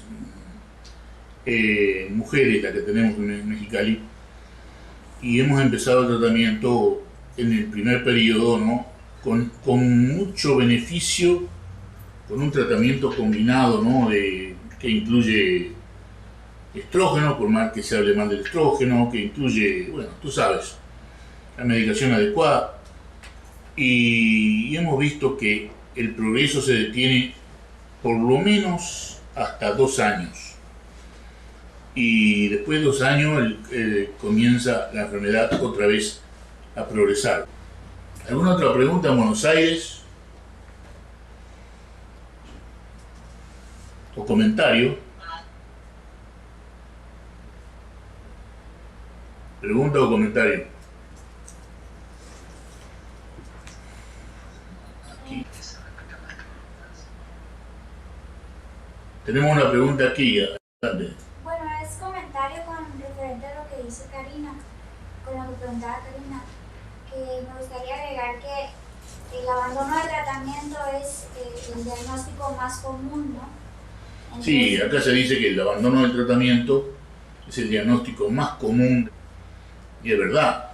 ¿Por qué? Yo creo que hay una sola razón, de que no existe convencimiento de parte del terapeuta o del médico o del psiquiatra para persuadir al paciente a que tome la medicación hasta la muerte, porque en general o no está actualizado o es antimédico. Y es una lacra de la sociedad tener todavía el pensamiento antimédico, ¿no? ¿Por qué tenemos pensamiento antimédico? El pensamiento antimédico es lo que hace que el diagnóstico más común sea el abandono del tratamiento médico. ¿De dónde viene el pensamiento antimédico? Tiene origen evangélico. En el Evangelio hay una parte donde dice que no hay que seguir las farmaquías, que en griego, en el Evangelio en griego, farmaquía quiere decir hechicería, ¿no? O sea, las cosas de los magos y los que el mismo Jesús le recomienda a sus discípulos que no visiten a Simón, que era un farmaquío, que era un hechicero, que era un mago, que era un chamán. Bueno, y le recomienda a Jesús que no se metan con esa basura. Y Pedro dice, pero que huela y todo. Dice, no, dijeron que huele, pero ustedes no vayan a la casa de él. Dijeron que huele. Y lo cierto es que la palabra farmaquías ha sido una desgracia, porque cuando aparece la ciencia farmacológica, que es una de los más grandes regalos de Dios para la humanidad, la ciencia farmacológica actual, que ha progresado tanto y que tanto bien hace a la humanidad, tiene un mal nombre: farmacia. ¿Por qué mal nombre? Porque cuando aparece la palabra farmacia, aparecen los ignorantes ministros protestantes en Estados Unidos comparando la palabra farmacia como ciencia con la palabra farmaquía del griego, que significa hechicería, identifican las dos cosas y consideran que el farmacéutico es un hechicero, un mago, como lo era Simón, a quien prohíbe Jesús ver a sus amigos, ¿no? Le dice a sus amigos, no vayan a la casa de Simón, porque es un farmaquíos. Bueno, y yo creo que de allí viene, desgraciadamente, esa actitud antimedicación, antimédica, ¿no? Tiene un origen muy lejano en el Evangelio cristiano, mal entendido, mal traducido, mal interpretado, como realmente lo es. Sí, pero si nosotros comprendemos que una persona con depresión o un esquizofrénico necesita el tratamiento toda su vida, y que su vida va a ser una vida mucho más satisfactoria y mucho más feliz para su familia, entonces lo vamos a persuadir para que tome su medicación para toda la vida. No le vamos a decir, no vuelva con ese criminal del médico, ¿no? Sí. ¿Qué dices?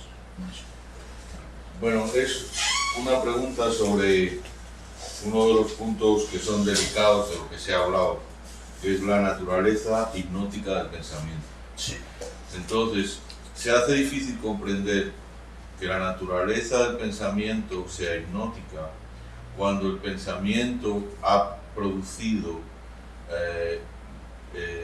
por ejemplo, la farmacia. Claro. Entonces, ¿cómo se explica esto, por favor? Bueno, hablando con David Bohm de esto, que lo hablamos mucho, David Bohm me dice, yo he sacado la teoría de la holoquinesis matemáticamente porque estoy parado sobre los hombros de Newton y de Einstein. O sea que el hecho de que la hipnosis puede inventar no quiere decir que no esté parada sobre hipnosis anteriores, ¿no? O sea, yo estoy parado sobre los hombros de Newton y de Einstein. Sí, la hipnosis de física está parada sobre la hipnosis anterior y por eso puede producir cosas nuevas, ¿no? O sea que el unicornio, ¿no? Yo pongo siempre como ejemplo el unicornio, ¿no? Para delatar la naturaleza ilusoria del pensamiento, ¿no? El mismo pensamiento que produce el yo, que inventa el yo, es el pensamiento que inventa el unicornio azul. O sea que no solamente inventamos el unicornio blanco, sino que también lo podemos inventar azul. Ahora bien, y no solamente inventamos al yo, sino que también podemos inventar al yo superior y al yo observante para complicar las cosas. Es decir, que el hecho de que haya una latitud en la hipnosis no quiere decir que no sea hipnosis. Sí. Y hay cosas que son francamente ilusorias, como el unicornio, y nosotros decimos sí, yo sé lo que es un unicornio, pero también sé que no existe. Pero no decimos lo mismo con el yo, y menos con el yo superior. Yo no te toco el culto y tú no me toques el mío. Si no me hables mal del yo superior. Bueno, pero eso son invenciones del pensamiento, ilusorias, ¿no? Que nos dan seguridad, una falsa sensación de seguridad. Pero donde existe el yo, existe el conflicto horizontal, que es la separación entre el yo y lo que se observa. Y de eso vamos a hablar cuando hablemos del conflicto horizontal, que es uno de los dos grandes conceptos de la psicología holokinética. Es importante hablar de ambos, ¿no? De la percepción unitaria y del conflicto horizontal. El conflicto horizontal se basa en la idea del yo separado. ¿No? El yo separado es una invención del pensamiento. Eso no hace que el pensamiento sea maravilloso. Hace que el pensamiento sea una fuente de ilusión. Sí, eso es lo que pasa.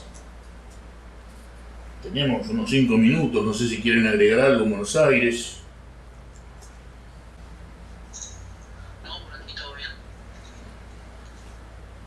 ¿Alguna pregunta o comentario de parte de ustedes? Tenemos 5 minutos. 6. En relación a la esquizofrenia, ahorita escuché, no sé si fue así, Spitz, creo. René Spitz. De la falta de afecto. Sí, pero, claro, él está hablando no de la esquizofrenia, sino de la depresión. La depresión ultra temprana, ¿no? En el lactante, que él le llamó hospitalismo, le llamó él. Pero en realidad quiere decir depresión ultratemprana, ¿no? Pero recibió el nombre original por René Spitz de hospitalismo. El niño se dejaba morir, ya dejaba de comer. ¿Por qué? Porque no tenía el afecto del seno materno, ni siquiera el seno de la enfermera, porque la enfermera lo ponía en un aparato con el biberón a tomar la leche fría, ¿no? Entonces nunca sentía el contacto físico, ¿no? Y cuando se reprodujo eso con monos, se vio lo mismo. Los monitos bebés se dejaban morir también, ¿no? Si no tenían el abrazo de la madre y no sentían el calor del pecho de la madre, ¿no? Pero entonces viene siendo otro motivo de producir la depresión, porque por ejemplo la depresión es genética, pero la persona que decide es otra cosa, y ahí estamos hablando de la depresión. Sí, el hospitalismo es una forma no le llamo depresión precisamente por eso, porque la depresión es genética, ¿no? Le llamo hospitalismo, pero se puede decir que es una depresión muy temprana, ¿no? En este caso epigenética, y podemos ver depresión, lo que quise decir es que podemos ver depresión desde muy temprano. En 1940 la depresión comenzaba a los 40 años. En 1970 vemos depresiones que comienzan a los 10 años y que son genéticas. No son el hospitalismo de Spitz, que es epigenético, ¿no? Sino que son genéticas y aparecen cada vez más temprano, se expresan cada vez más temprano, porque cada vez mayor es la soledad del niño, cada vez mayor es el estrés del niño. Imagínate una sociedad aislada donde para ver al amigo tenés que tomar un auto, ¿me entiendes? Y para ir a la escuela tenés que tomar un auto. Es una sociedad aislada, no es la sociedad tipo villa, ¿no? Que es la sociedad europea, ¿no? Que es nuestra cultura, donde tú ibas siempre caminando a la casa de tu amigo, ¿no? O a la casa de tu familiar. Ibas caminando, ¿no? Y a medida que se ha ido perdiendo eso, ha aumentado la soledad del ser humano, ¿no? Y el problema, se dice en psicología, que uno de los problemas más grandes del ser humano en las grandes ciudades, y sobre todo en Estados Unidos, en inmensas ciudades, es la soledad. Y bueno, eso trae toda clase de estrés y complicaciones de estrés, ¿no? Gastritis, artritis, alta presión, síndrome metabólico, caída de la inmunidad.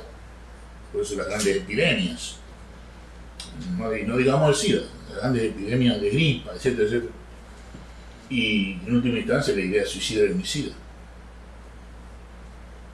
del solitario, ¿no? Los grandes solitarios, ¿no? Jeff Dahmer, Ted Bundy, fueron grandes solitarios y asesinos en serie, ¿no? Como un comentario, entonces, por ejemplo, una sociedad que vive en percepción unitaria, puede facilitar a que una persona que tenga genéticamente predispuesta a la depresión quizá no se le detone o quizá se postergue mucho. Yo diría que sí, claro. Es decir, ¿por qué desde 1940 empieza a acelerarse la aparición de la enfermedad genética de depresión? Porque aumenta el estrés. Los niños hacían, me cuentan a mí, ¿no? Personas de mi edad, en Estados Unidos, que cuando ellos iban a la escuela primaria, yo en el recreo jugaba al fútbol. En Estados Unidos, los chicos de mi edad iban al refugio atómico. Había empezado la Guerra Fría con Rusia, con la Unión Soviética. Entonces, el chico de 7 años, estaba en primer grado, iba al refugio atómico. Yo estaba esperando la bomba atómica soviética. Estaba una fabricación para vender armas. ¿Y qué estaba haciendo yo en Argentina? Jugaba al fútbol. O sea que toda una generación que fue creada dentro del miedo, ¿no? Al refugio atómico. ¿Qué clase de educación le está dando a un niño? Por eso está el ejército ahora tan grande. ¿No? Por eso tiene el ejército más grande del mundo. Encuentro relación también con la metadepresión, ¿no? Que al mes de nacido, a los 2 meses de nacido un bebé ya lo tienen en la guardería porque la mamá trabaja y es normal, ¿no? Como si fuera normal, pero no lo es. Un niño debe estar al cuidado de la madre. Como yo digo que el mundo que hemos hecho no es apto para niños, se enojan conmigo. Se enojan conmigo. Y para mí es un hecho. Estamos en un mundo que no es apto para niños, por favor. No creo que sea apto para adultos tampoco, pero nos arreglamos como podemos. Hacemos un break. Tratemos de hacerlo de 15 minutos, ¿les parece bien?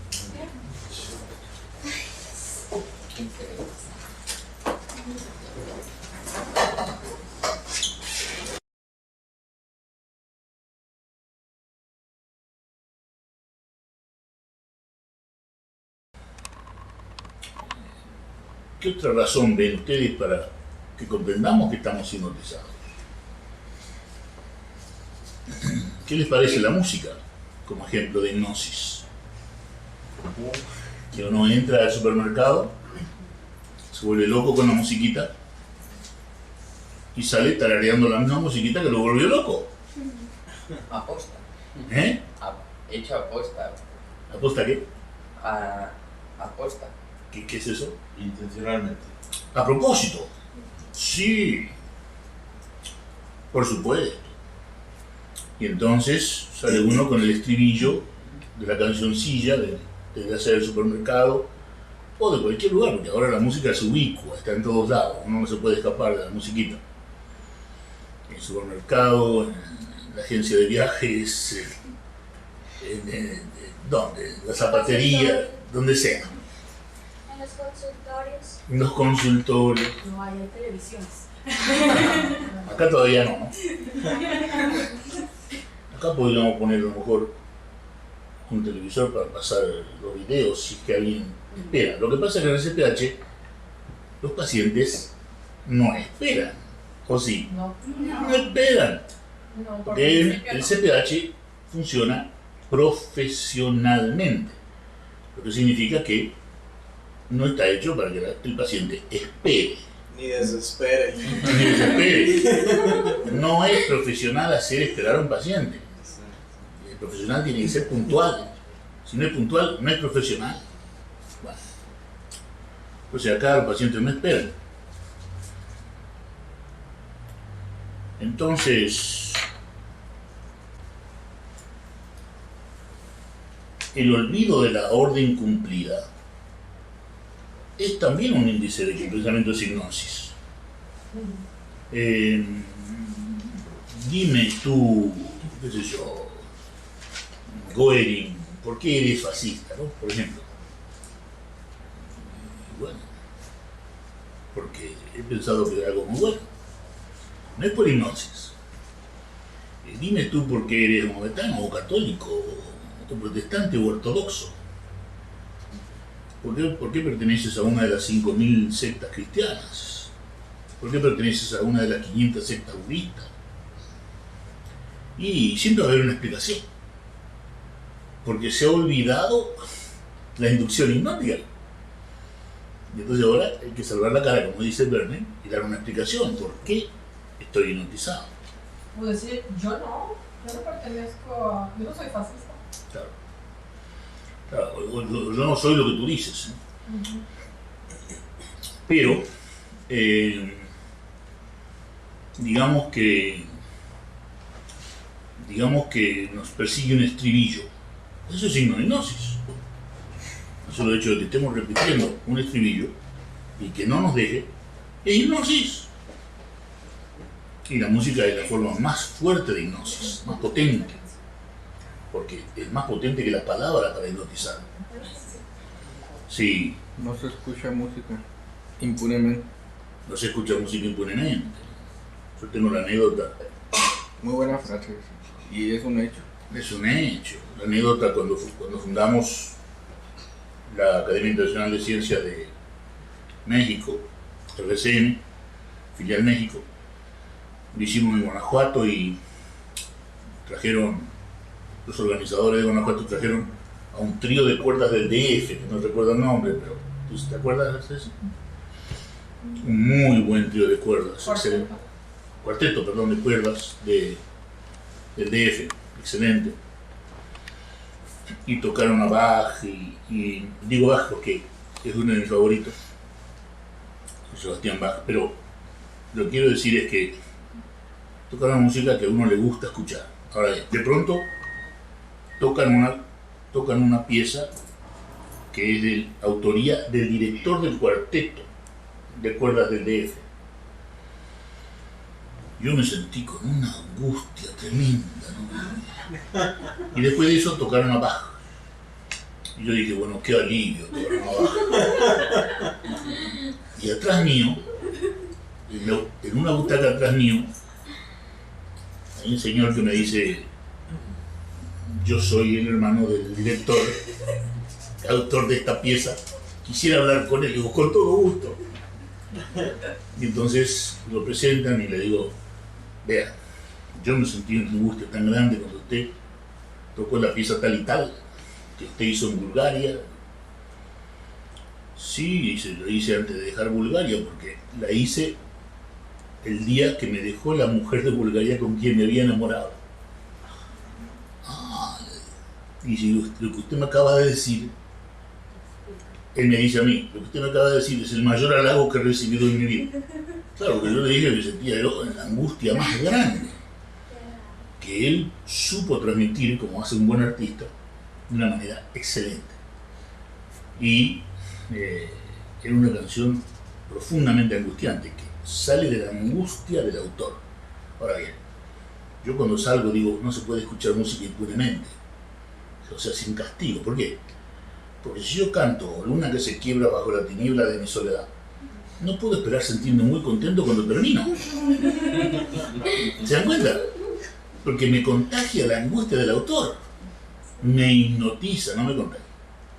Me hipnotiza la angustia del autor. ¿Cuánta música se escribe con angustia? El 95%. ¿Cuánta música se escribe con alegría? Algunas piezas de Bach. Pero, en general, la música transmite tristeza. Transmite. ¿Por qué? Por hipnosis. Se comprende esto de que existe hipnosis, que el pensamiento es una forma de hipnosis y que estamos hipnotizados por la literatura, por la metafísica, por la filosofía, por la creencia, por la ideología, por la nacionalidad. ¿Se comprende? Jesús. Y obvio que estamos hipnotizados, muy claro, muy claro. Ahora bien,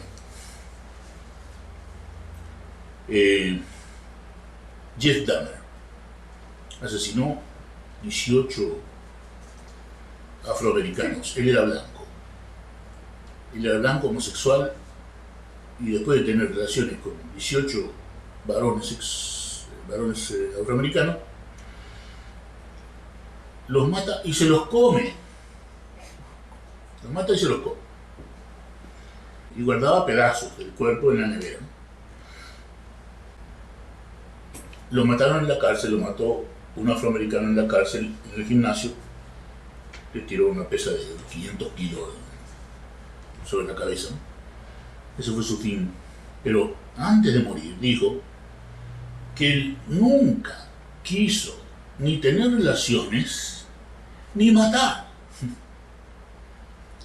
Entonces, ¿qué clase de hipnosis tenía Jeff Dahmer, asesino seriado blanco de hombres afroamericanos? ¿Qué clase de hipnosis tenía? ¿Será que tenía una hipnosis genética? ¿De la memoria? Una hipnosis genética, apoyada por una relación muy débil con el papá, muy débil con la mamá, igual que Ted Bundy, que era un asesino heterosexual que mató a 40 mujeres bellísimas, jóvenes. Ninguno de los dos quiso hacer eso. ¿Por qué lo hizo? Por hipnosis. En el caso de ellos, la hipnosis era genética, apoyada por el estrés de una infancia sin cariño. Padre lejano, madre lejana. Entonces, es obvio que hay hipnosis. Ahora, ¿salir de la hipnosis es fácil? No. ¿Y la percepción unitaria nos va a liberar para siempre de la hipnosis? Quizá no, pero vamos a tener una idea más clara de lo que es la hipnosis. Vamos a ser menos víctimas de la hipnosis. Vamos a poder actuar con un poquito más de libertad. Un poquitito más de libertad. Y eso de por sí sería una gran ventaja si es que además de eso la percepción unitaria nos da una paz profunda, inmediata, y de esa paz viene lo sagrado, y de esa paz viene el amor y la compasión y una lucidez y una coherencia maravillosa. O sea que la percepción unitaria en sí misma, aunque no nos libere por completo de la hipnosis del pensamiento, ayuda a terminar con la hipnosis. Y en el caso de Jeff Dahmer, la homosexualidad se está viendo que es parte de un racimo genético llamado racimo obsesivo compulsivo, que va desde el autismo genético también hasta la homosexualidad en el otro extremo, y en el medio está la anorexia nervosa, el desorden obsesivo compulsivo y el gambling, jugar por dinero. Todos esos son fenómenos obsesivos compulsivos que forman parte de un racimo genético con el cual se nace. Y la persona que tiene ese problema viene hipnotizada genéticamente. Les recomiendo que lean los 2 primeros capítulos del Nuevo Paradigma en Psicología. Los 2 primeros capítulos del Nuevo Paradigma en Psicología, que les va a resultar muy fácil después de esta clase. Y les recomiendo como tarea que lean la introducción a la percepción unitaria de la Universidad de Guadalajara, y vamos a hacer preguntas sobre esa tarea, ¿no? Leer la introducción de Guadalajara, que es una de las muchas introducciones que hay, y hay una introducción de Lima que es muy buena. Bueno, ¿quién me puede decir lo que es la confidencialidad? Jesús.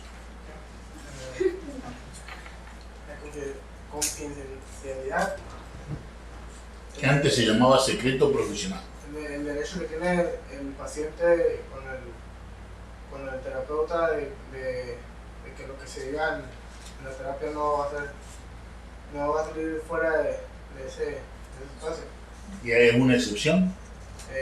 Cuando ¿En el adulto y en el niño? Perdón, ¿en el adulto y en el menor de 18 años? cuando lo que se está diciendo provoca daño a otras personas. Puede provocar. Puede provocar daño a otras personas. O al paciente. O a él mismo. Sí. En ese caso, el terapeuta le dice al paciente que él está libre de esa confidencialidad para proteger a la persona o al paciente. Sí. En el caso del menor, decírselo a los papás. En el caso del adulto, decírselo a las autoridades policíacas. Bueno. En Estados Unidos, el que no hace eso, el terapeuta que no hace eso hoy en día, pierde su licencia. No puede trabajar más. Porque está la ley de Tarasov Mavrudis.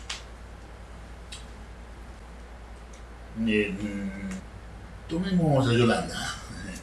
Yolanda, ¿qué nos puedes decir de la transferencia y la contratransferencia? La transferencia es aquella que el paciente lo que emite al terapeuta, ¿no? O sea, La transferencia. sí. ¿Qué siente el paciente por el terapeuta, ¿no? Las emociones que trae y cómo se las transmite el terapeuta, y contratransferencia. ¿Y la contratransferencia? Es qué es lo que va a sentir el terapeuta por el paciente, ¿no? Dependiendo si le atrae o si le cae bien. Inclusive. Supongamos, Yolanda, que un caso real, que un terapeuta le dice a un colega que se ha enamorado de su paciente. El terapeuta varón se enamoró de su paciente, se pasó, fue supervisor mío en la Universidad de Pittsburgh y lo contó a todos los alumnos. Me he enamorado de mi paciente, locamente. ¿Qué tiene que hacer ese terapeuta con esa paciente?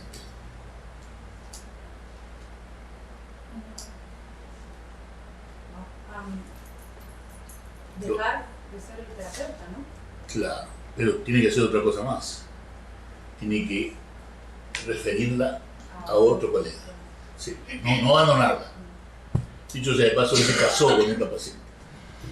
El doctor Shin, un gran supervisor que yo tuve. Japonés, familia japonesa, manejando un avión de Estados Unidos, bombardeando Japón, la tierra de sus mayores, mientras sus padres estaban en un campo de concentración de japoneses en California. Para que ustedes vean lo que pasó a ese hombre, que además sí, se enamoró de su paciente, que fue su esposa luego. ¿Quién se acuerda, Javier, de las leyes del ámbito C?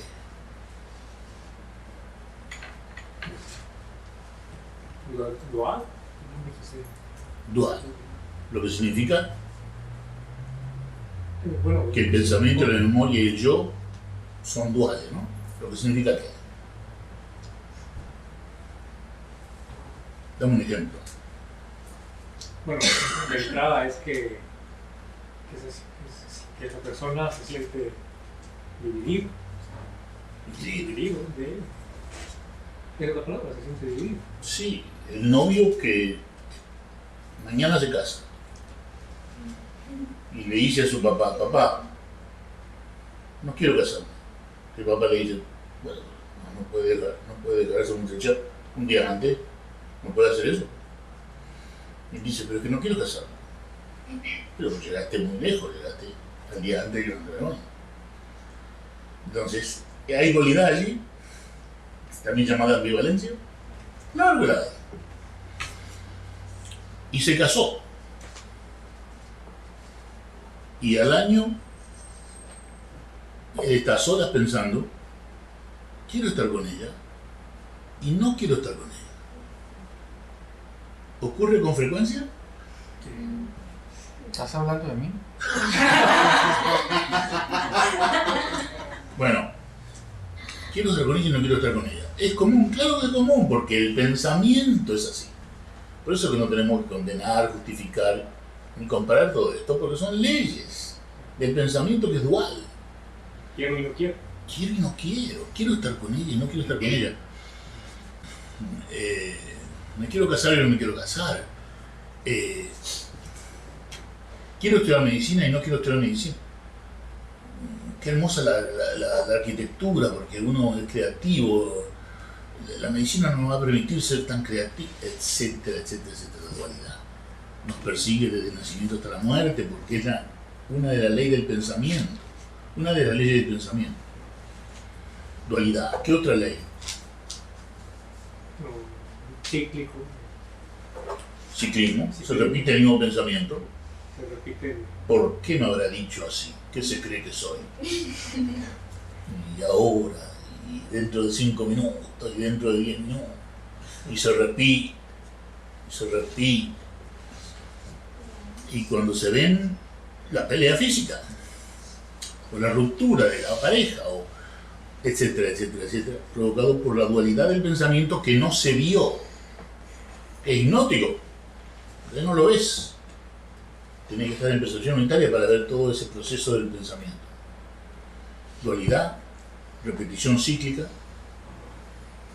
Bueno, pues el mismo ciclismo y la hipnosis es. Bueno, claro, claro. ¿Qué otra ley? Que el pensamiento, el yo y la memoria, 99% inconsciente. O sea, la mayor parte no sé lo que está pasando en mi memoria, y en mi yo, y en mi pensamiento. No sé. Y incoherente. Porque si tú haces lo que hacía Freud, de grabarte en la asociación libre, vas a ver que hay una tremenda incoherencia en lo que vas a decir. ¿Y qué tiene que ver esto con aquello? Entonces, las leyes del ámbito C. Dualidad, repetición cíclica, incoherencia, inconsciente. Eduardo, ¿te acuerdas cuáles son los instrumentos que salieron de la percepción fragmentaria del pensamiento para investigar el ambiente? Los instrumentos o los medios que utilizó el pensamiento humano. La creación del yo. La creación del yo. Crea el yo, que se siente separado de todo. Yo y tú. Crea el yo. ¿Qué otra cosa inventa el pensamiento para ponerse en contacto con el ambiente que refleja su naturaleza dual? La lente, objeto, imagen, la balanza y las coordenadas cartesianas. ¿Te acuerdas? Son todo producto de la dualidad del pensamiento, que entraron en la ciencia como la conocemos. Sí. Acá agrega temporalidad como ley del ámbito C. Como ley del ámbito C o invento del pensamiento, por ejemplo. Sí. el producto, ¿no? Claro, el pensamiento inventa al tiempo y al yo. Inventa el tiempo y al yo. Entonces, en el lenguaje tenemos que liberarnos del egocentrismo, la temporalidad y la hipnosis, que son los elementos fundamentales del lenguaje que usamos. Y en el lenguaje de la psicología holokinética tenemos que liberarnos de esas tres cosas: egocentrismo, que se enfatiza mucho en la Gestalt. En la Gestalt te obligan a decir yo, no puede hablar sin decir yo, y temporalidad, y voy a lograr la percepción unitaria, no está bien dicho, y la hipnosis, siéntate, relájate, piensa positivamente. ¿Es hipnótico o no es hipnótico? Cualquier orden es hipnótica. Pórtate bien, siéntate más derecho. ¿Le resulta familiar? ¿Le resulta familiar? Es lo que ha hecho nuestro padre con nosotros. Sí, no camines con las puntas de los pies para adentro, me decía mi madre. Y así nos hipnotizan, ¿no? Ahora bien, relájate. Se usa mucho en psicoterapia. Es hipnótico. Es hipnótico. La percepción unitaria viene con relajación, pero jamás decimos relájate. Jamás. Jamás la hipnosis. Es más bien la deshipnosis, ¿se acuerdan? Salir de la hipnosis. ¿Se acuerdan las 4 maneras de definir la percepción unitaria? Psicológica, epistemológica, neurológica y física. No sé si te acuerdas, Lorena, alguna de ellas. Sentir al mismo tiempo el peso del cuerpo, sería la psicológica. La psicológica, ¿no? La psicológica. Percibir. Percibir todo lo perceptible. ¿Qué le está faltando? ¿Qué le está faltando? Al mismo tiempo. Al mismo tiempo. Le está faltando al mismo tiempo. Si no es al mismo tiempo, es secuencial en el tiempo y deja de tener el carácter de tiempo irrelevante. Para que sea en el tiempo irrelevante, tiene que ser al mismo tiempo escuchar, sentir el peso y ver todo el campo visual. Percibir todo lo perceptible al mismo tiempo. Esa es la definición psicológica. La definición epistemológica, ¿quién se la acuerda? Es la percepción donde el acto de percibir lo relevante y lo percibido y el sujeto que percibe no lo son. Y el sujeto se disuelve en el acto de la observación. Así es. Una perfecta definición epistemológica. ¿Qué otra definición hay neurológica? ¿Se acuerdan? ¿Te acuerdas, Lénica? Sí, la neurológica son las 3 maneras de funcionar el cerebro. Muy bien, definición neurológica. Y la definición en física. Karina, desde el punto de vista de la física, no importa lo chiquita que te hagas, te veo, te veo. Estoy bromeando. La definición en física. Es el contacto con holoquinesis, percepción unitaria. Bueno, muy bien. Muy bien. Y ahí tenemos las 4 definiciones más comunes de la percepción unitaria. Y se puede definir desde cualquier disciplina humana. Muy bien. Y entonces, los objetivos. Eduardo, el objetivo de un diplomado. ¿Te acuerdas? Pasar de ámbito C al ámbito B. Ese es el objetivo de la psicoterapia. C a B. Pero ¿cuál es el objetivo de un diplomado, Javier? Aprender el lenguaje claro, conciso, coherente, completo sobre la psicología genética, ese es uno.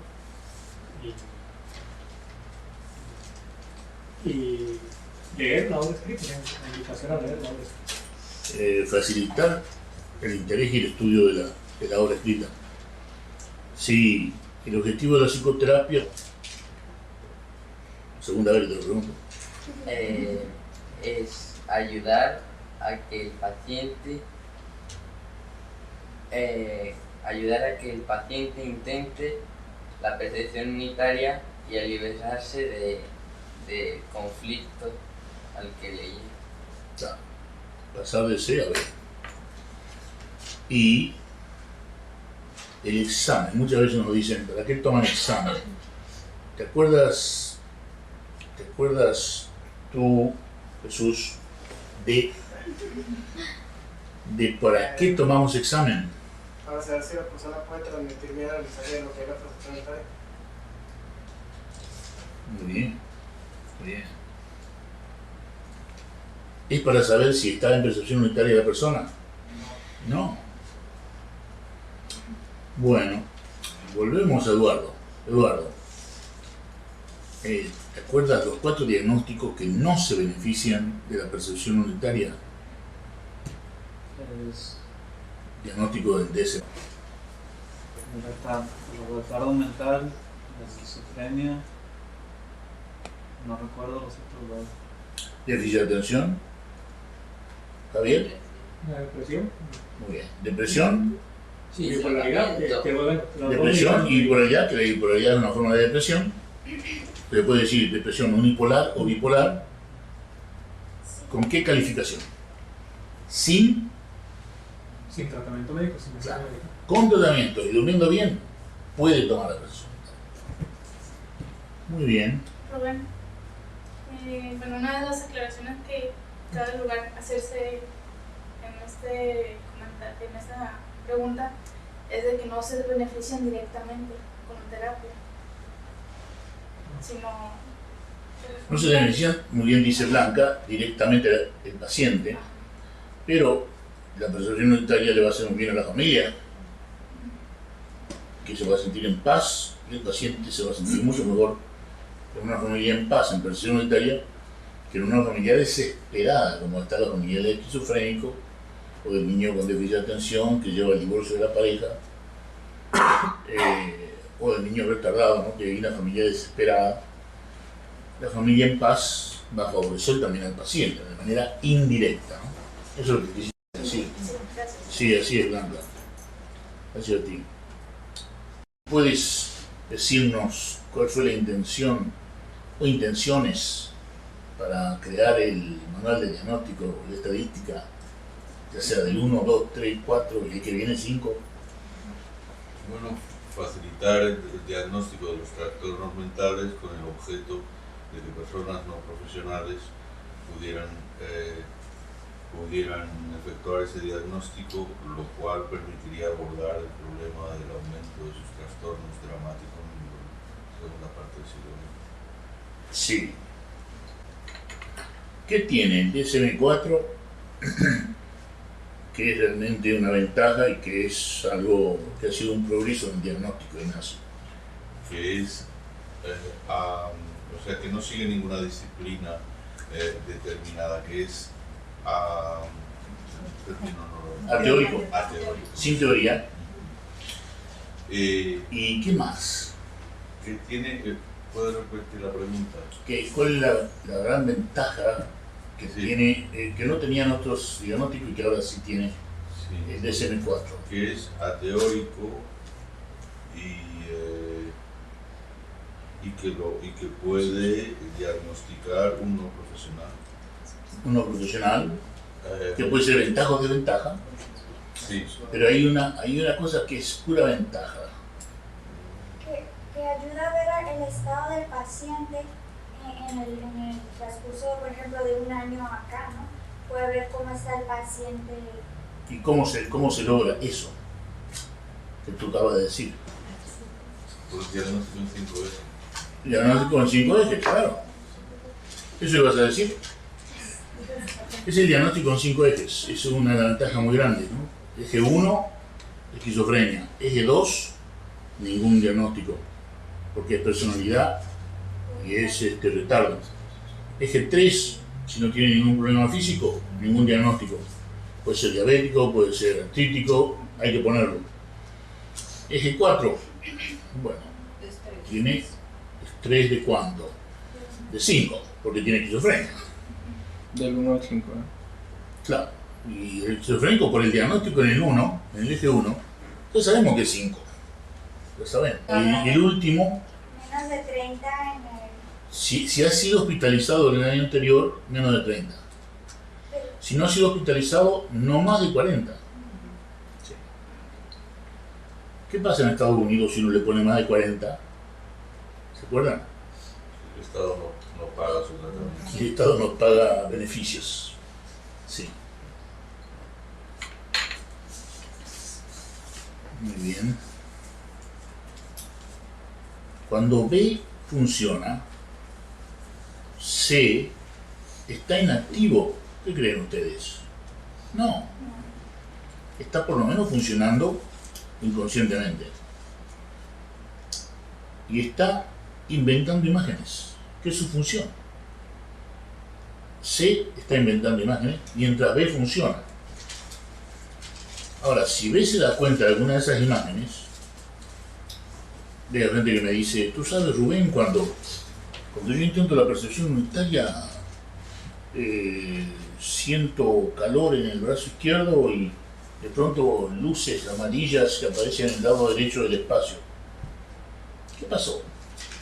C está produciendo esas imágenes de las cuales se da cuenta B, ¿no? Porque B es pura paz. Cuando funciona B, las imágenes de C son algo en la vida. O sea, si estoy en percepción unitaria y veo una luz amarilla flotando aquí, esa luz amarilla es algo.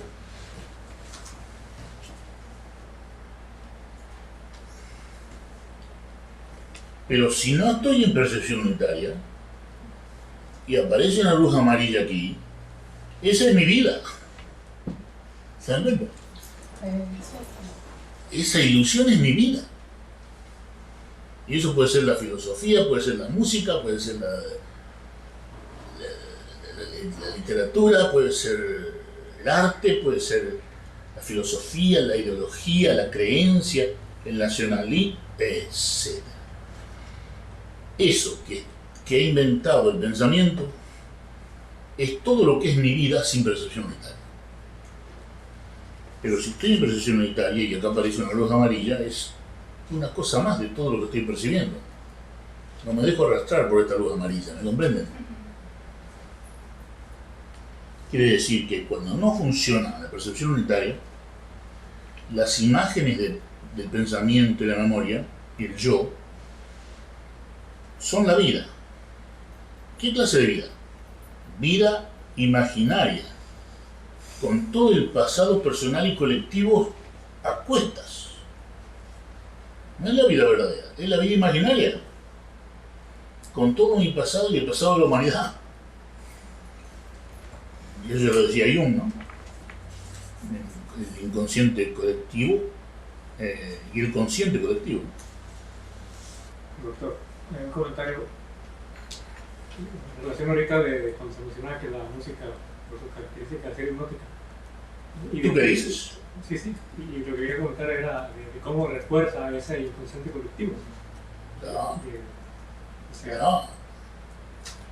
Sí, uno por ejemplo, a mí me pasa, ¿no? Me pasó cuando tenía 14 años, escuché por primera vez el preludio de Tristán y Isolda de Wagner y parece que tuve una luz de imágenes del inconsciente colectivo, ¿no? Una música sumamente fuerte, ¿no? Y al mismo tiempo muy emocional. Y puede hacer con uno lo que quiere esa música, que es una música muy bien hecha, sin duda, y te arrastra hipnóticamente.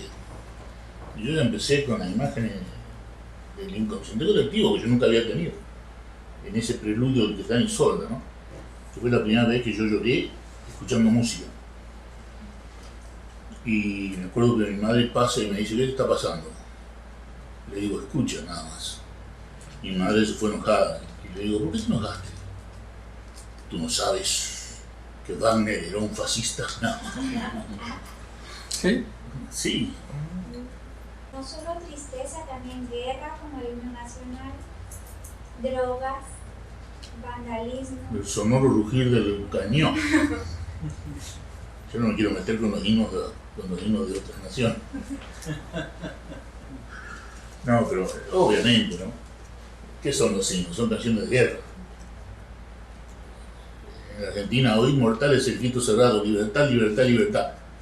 ¿Qué quiere decir? Que vas a tener que agarrar el arma cuando te digamos que tengas que ir a pelear con el chileno y con el uruguayo y el brasileño en pro de la libertad. Y es siempre por la libertad, por Dios, o por el rey, o por el presidente, o por el país.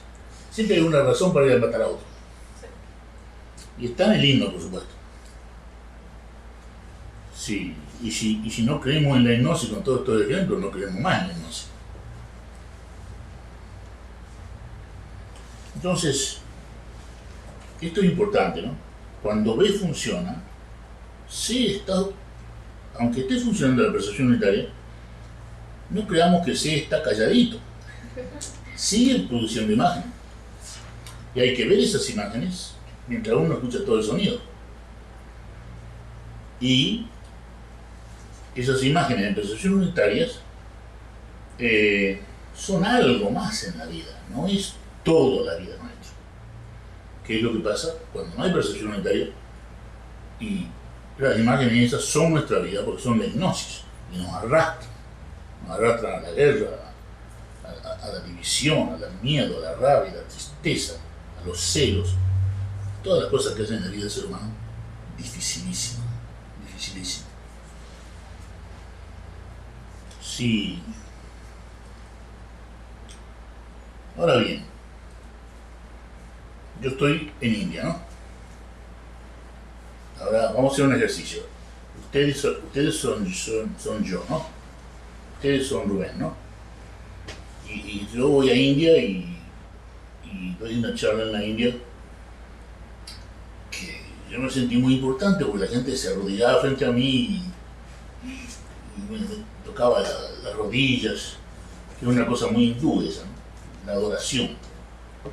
Y adoraban, y tienen, los hindúes tienen, el mono es un dios, el elefante es un dios, todo es dios en la India. Entonces, se acercaban a mí y se arrodillaban.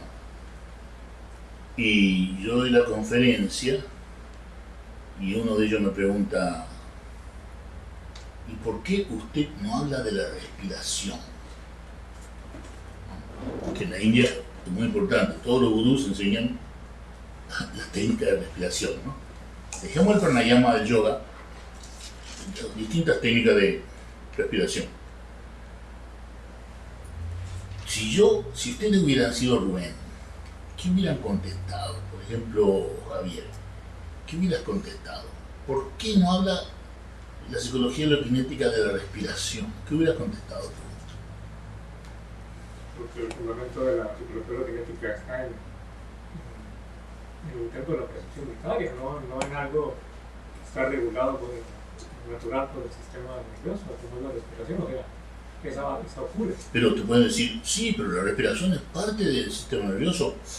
¿Y cómo a usted se le ha perdido eso? ¿Cómo a usted se le ha escapado eso? De no decir que hay que sentir la respiración cuando intenta la percepción unitaria. Digo con la cara con que me hablaba el hombre. Si usted tiene que sentir la respiración, ¿por qué se le escapó la respiración? En la India te hablan así. Y mueven la cabeza así. Sí, así dicen, sí. Sí, ¿por qué se le escapó la respiración? ¿Cómo es que al intentar la percepción unitaria usted no habla de que hay que intentar la respiración? De que hay que darse con la respiración. Bueno, o no intentar sé. una técnica. Bueno, se me viene a la mente algo que yo digo, donde menciona que no puede estar mucho tiempo uno así, dándose cuenta de la respiración, pero que incluso produce acidosis. alguna situación médica. Puede producir un problema médico. Sí, pero como que la respuesta creo que... Pero ¿dónde hemos puesto el énfasis cuando hablamos de percepción unitaria desde el punto de vista de la física y de la psicología? ¿Dónde está el énfasis? No, tú ya sé que la sabes. ¿Dónde está el énfasis, Jesús? Claro, todo esto es una función del cerebro. La función B, el cerebro funciona de tres maneras, A, B, C. Ahora, cuando funciona B, percepción unitaria, el hindú te dice, ¿por qué no mete usted la respiración allí? ¿Se le olvidó? ¿Ustedes qué hubieran dicho? Parece que no se atreven a decir mucho. ¿Es acaso porque lo menciona como técnica de respiración y la percepción unitaria no es una técnica, no? Uno. Muy bien. Muy buena respuesta. Que tiene que ver con la energía. Porque el énfasis tiene que ser en la energía. Percepción de todas las energías al mismo tiempo. Eso es la percepción unitaria. No percepción de la respiración, que es algo que ocurre automáticamente y producida por un producto del cerebro del ámbito C. La respiración es producto del ámbito C. Repetitiva, 16 por minuto, más repetitivo que la respiración, no únicamente el pensamiento, el sueño y el hambre. El parpadeo. Y el parpadeo. Sacando de la respiración, el parpadeo, el sueño, el hambre, repetitivo. Ámbito C. No es ámbito B, por ser tan repetitivo. Ahora bien, por más valioso que sea, el énfasis es en la energía, percepción de toda la energía al mismo tiempo. ¿Qué energía? Gravitación, nada de inventar. La energía chi, la energía K. No me inventes energía. Que no se percibe. Y que no se percibe. Que son las energías de las cuales hablan en la India sobre todo, ¿no? Y que las han traído para acá. La energía chi, que todavía la están buscando. Y la energía ki y la energía K. Ahora bien, énfasis en la energía, pero no que la estemos buscando, en la energía de la gravitación, que es la que hace que el plato que te tira la esposa va a caer en tu cabeza. O sea, la energía de que todo va hacia el centro de la Tierra, la energía de la gravitación, la tienes que sentir debajo de tu cola en este momento. Ahí está la gravitación. No es una cosa abstracta, no es el chi, es la energía que se siente en la cola en este momento. Y la energía del sonido,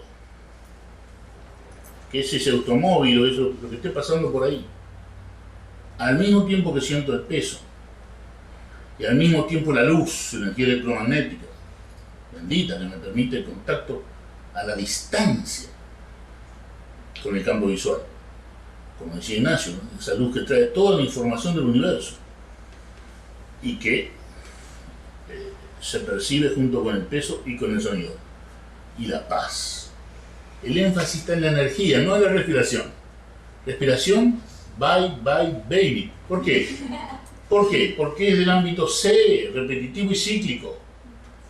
La respiración es una función del ámbito C, no es del ámbito B, que es lo que queremos promover y enseñar, por el bien de una humanidad unida y pacífica. ¿Se comprende? ¿Por qué no hablamos de la respiración? Sí. Y tampoco decimos voy a lograr la percepción unitaria, porque sería caer en el tiempo absoluto de Newton. O voy a manejar la percepción unitaria, como se dice en psicología, ¿cierto? Yolanda, Lorena, voy a manejar esto, voy a manejar lo otro, bueno, voy a controlar. No, la percepción unitaria no la vas a manejar ni la vas a controlar. Sorry, eso no se controla ni se maneja. Ocurre Ocurre cuando uno hace lo que tiene que hacer, ponerse en contacto con toda la energía al mismo tiempo. Simple como el agua.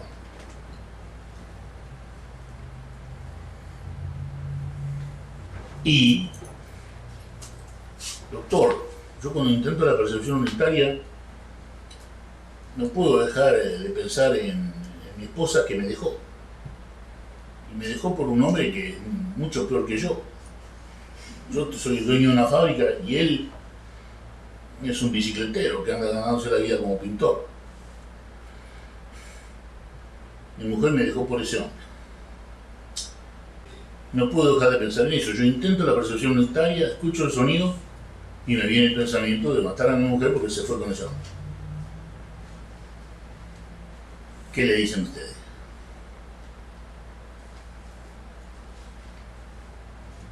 Casi no me deja ese pensamiento que mi mujer me dejó por ese hombre.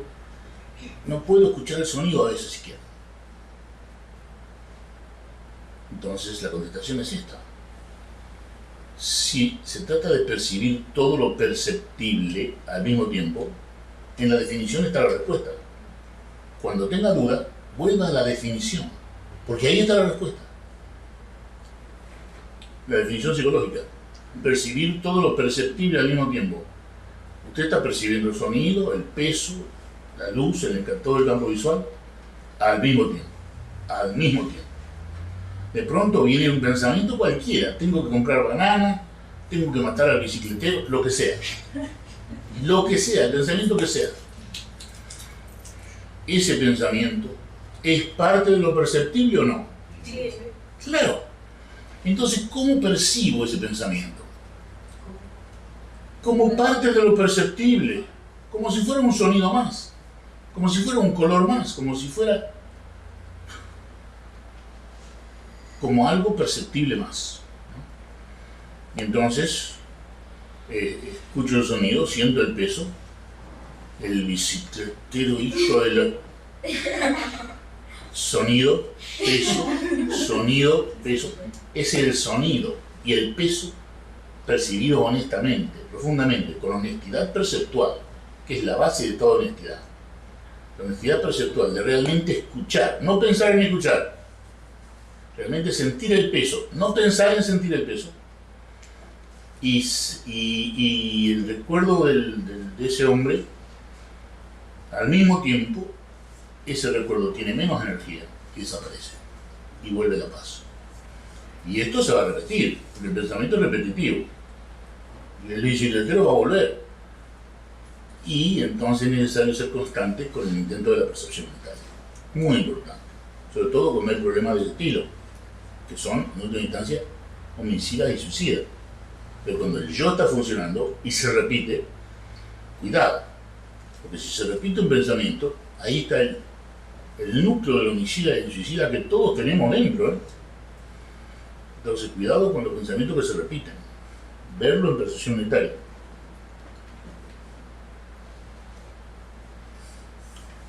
Entonces, ¿se escucha bien en Buenos Aires? Sí, se está escuchando muy bien. Qué bueno. ¿Tienen algún comentario o pregunta? No, parece que no. Se ha comentado en el break de que era muy bueno el diplomado, ¿no? De que estaba haciendo muy buena la clase. Qué bueno, gracias.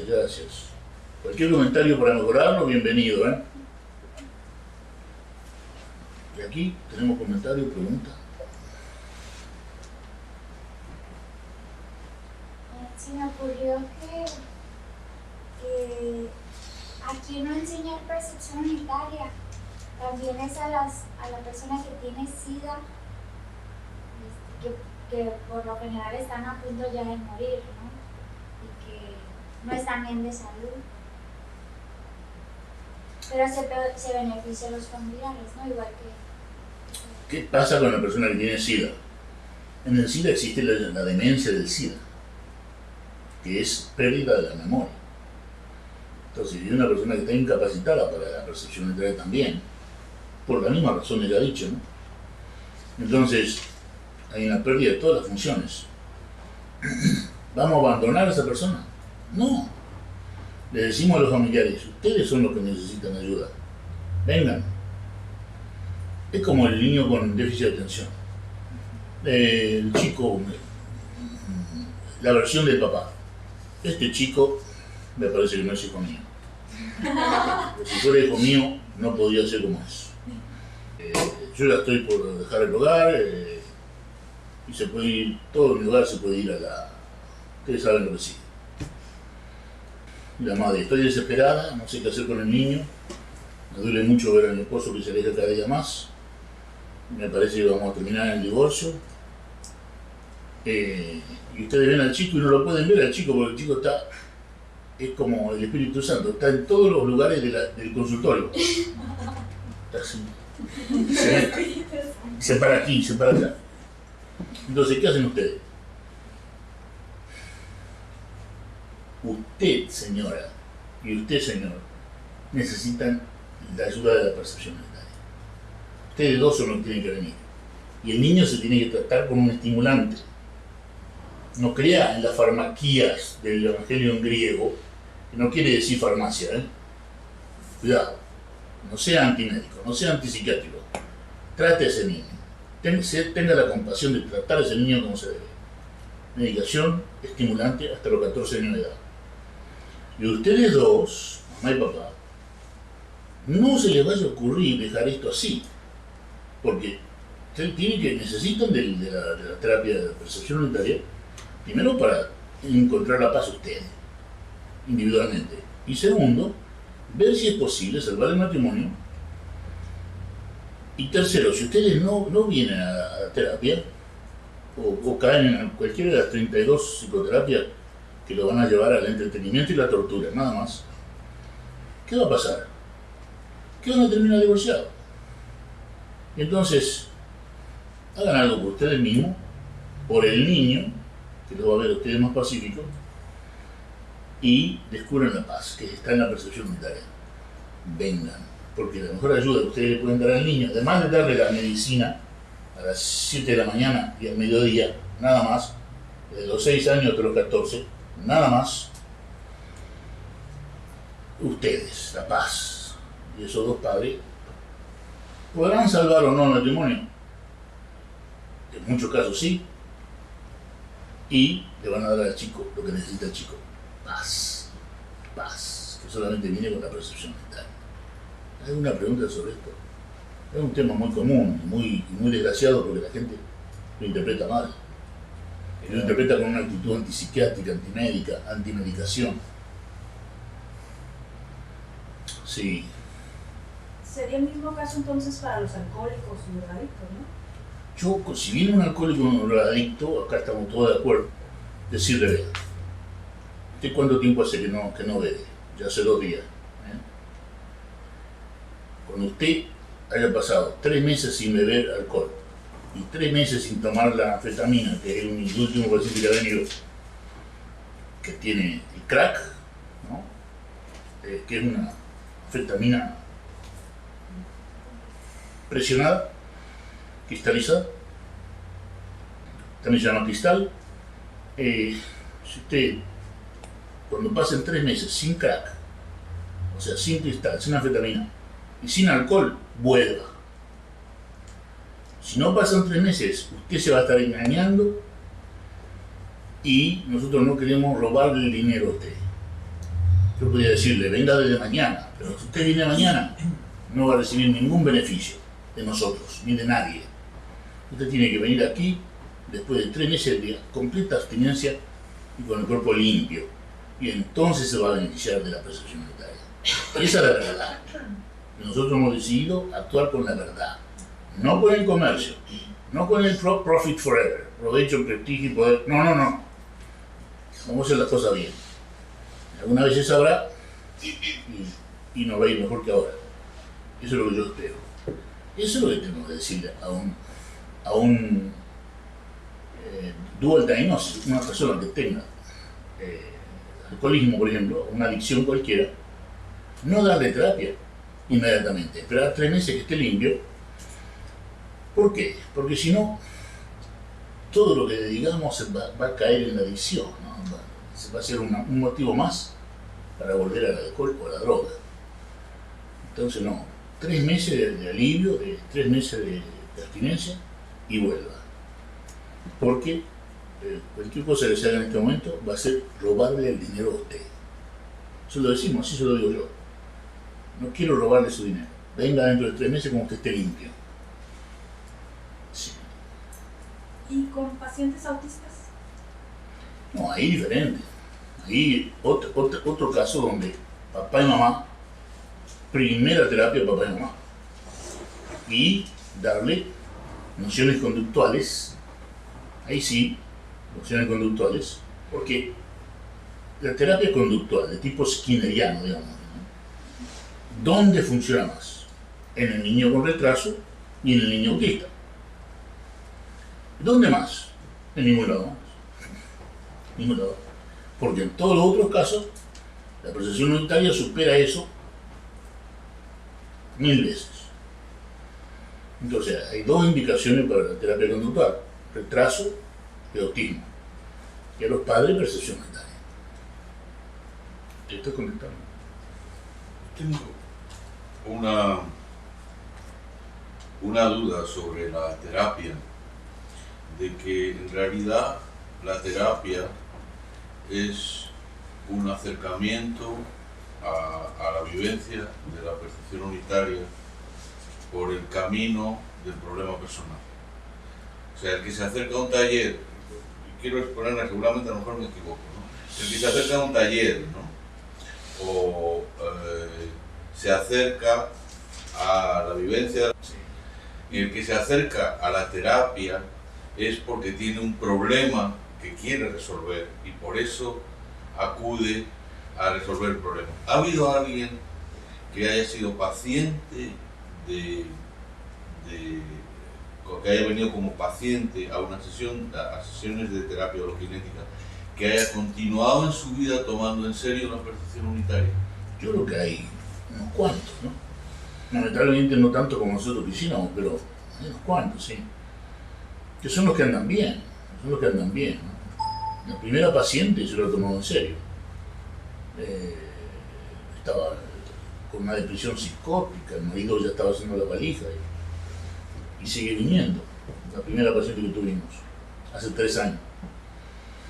Y ya en septiembre 27 se cumplen 3 años en el CPH Mexicali. Y no es porque no hayamos tenido problemas. Pero como estamos haciendo las cosas bien, vamos bien. Y esta paciente sentada ahí me dice: yo no confío en mi marido, yo no duermo, hace 20 años que no duermo. 20 años que no duermo. Mi esposo ya me dice que se va, mi esposo sentado aquí. Bueno, y eso es todo. Y le digo: señor, le digo al esposo, ¿y usted qué me dice? Yo ya no digo nada.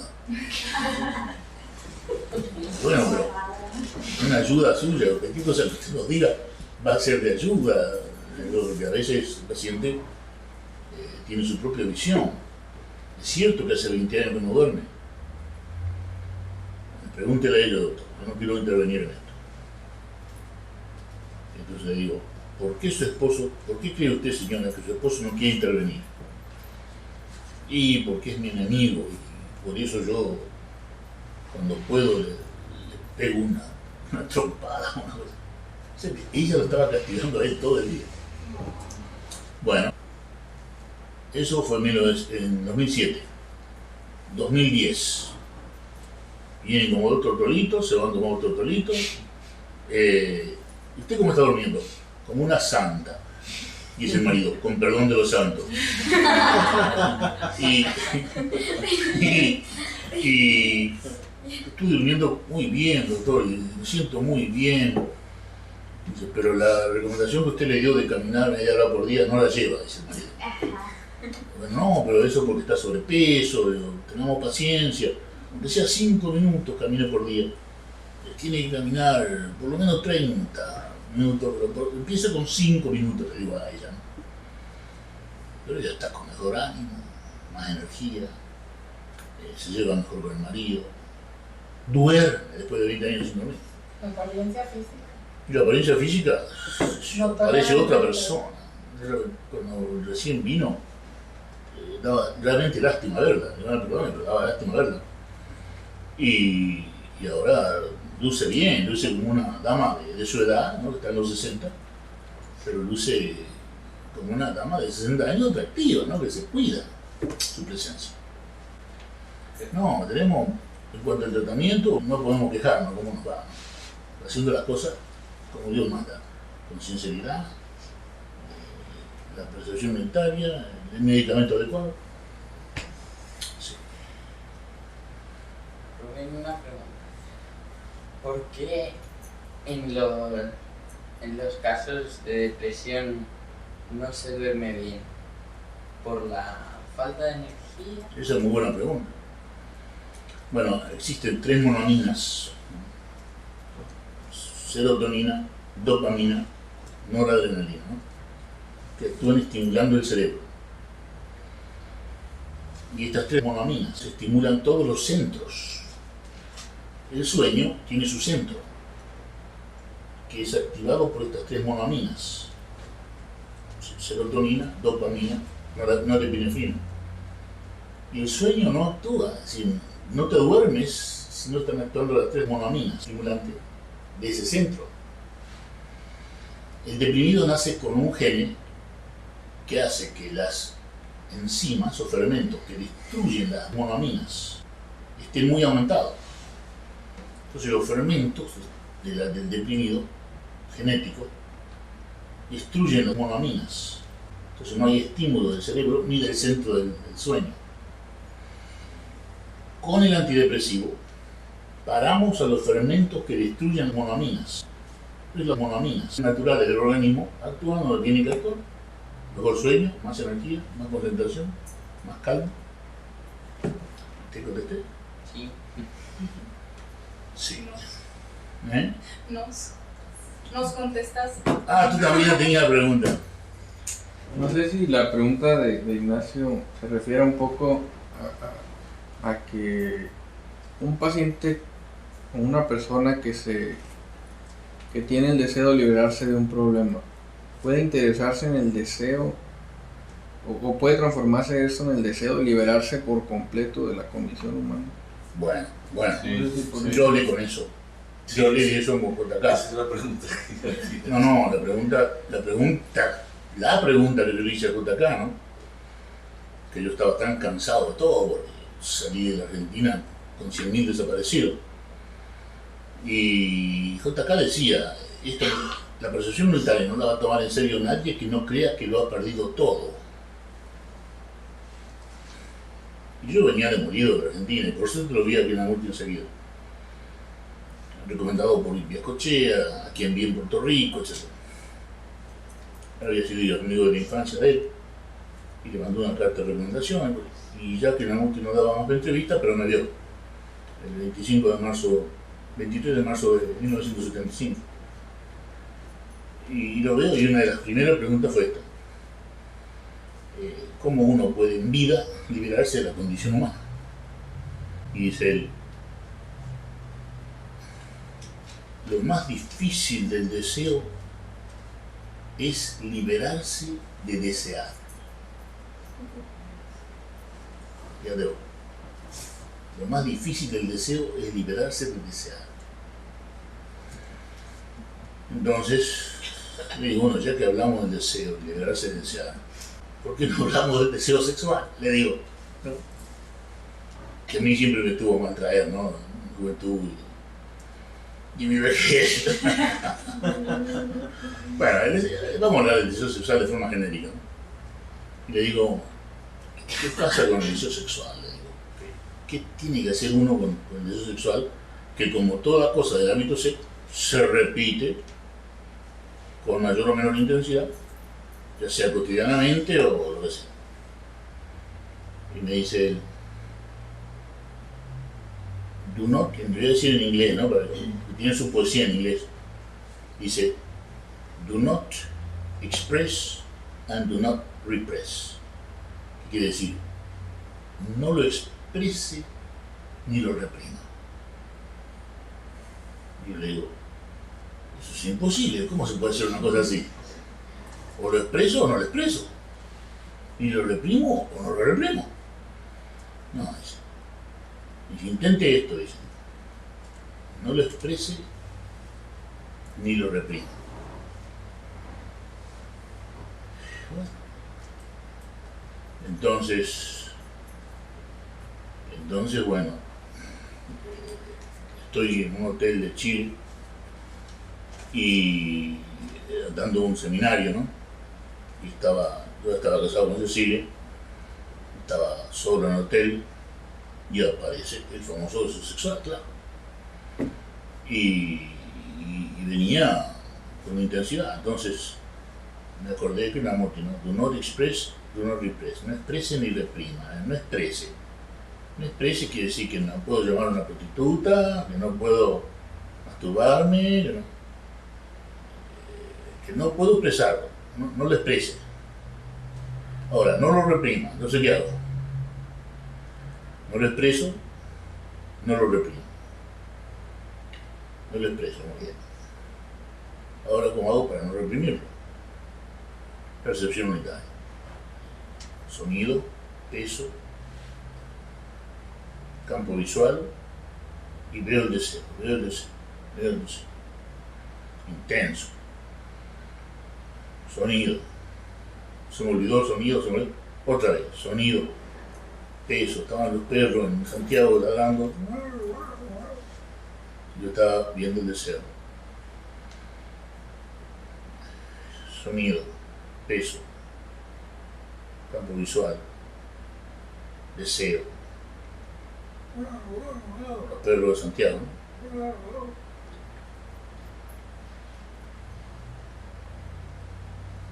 Eso fue todo lo que recuerdo. Me quedé dormido. Y a la mañana siguiente me parecía que si yo pegaba un salto salía volando por la ventana del hotel. O sea que tenía una energía tan grande. Hoy mismo a veces Cecilia me dice que me ve con energía. Y es verdad. Me decía, hay una energía que es muy grande y uno dice, ¿dónde viene esta energía? Viene de ver el deseo, no solamente el deseo sexual. Dice yo, el deseo de bajar a hablar con la perlita, ¿no? Mi perrita favorita, ¿no? Tengo 5 perritos. Quiero bajar a hablar con la perrita. No lo voy a expresar, no lo voy a reprimir. Me quedo quieto. No hablo con la perrita. Cada deseo verlo así, sin expresarlo y sin reprimirlo. Entonces, ¿qué pasa con el cuerpo de uno? Quietud. ¿Te das cuenta? Hay una quietud increíble del cuerpo. Yo nunca pensé que podía llegar a estar tan quieto como estoy ahora, en el último año.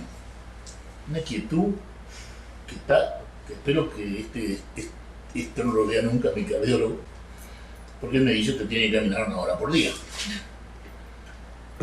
Y yo estoy quieto por completo, viendo. ¿Y qué pasa?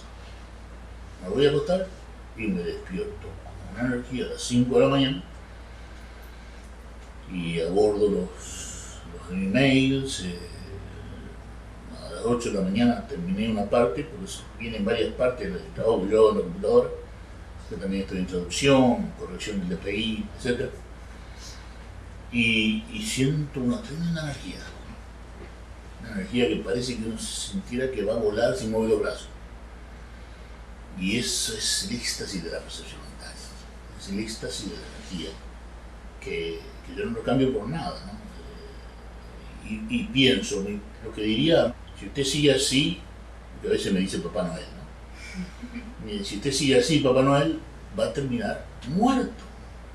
Porque usted no está haciendo ningún ejercicio, eso me lo dicen.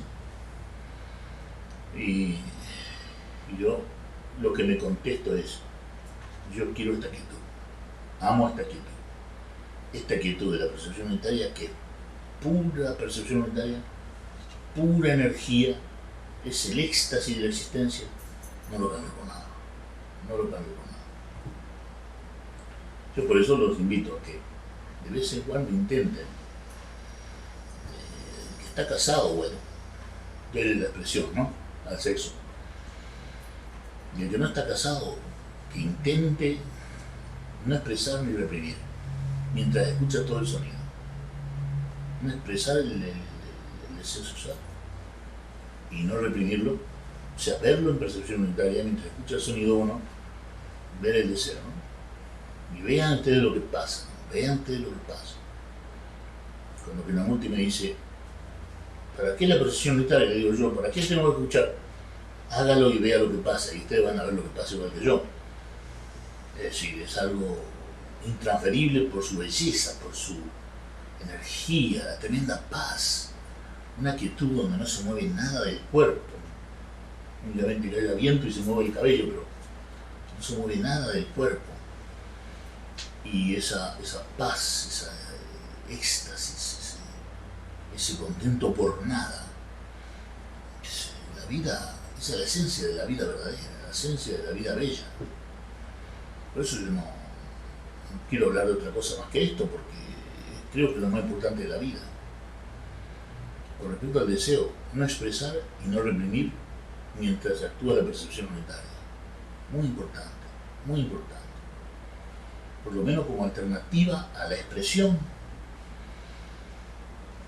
de vez en cuando no expresar y no reprimir. Vean lo que pasa. Es tremendo.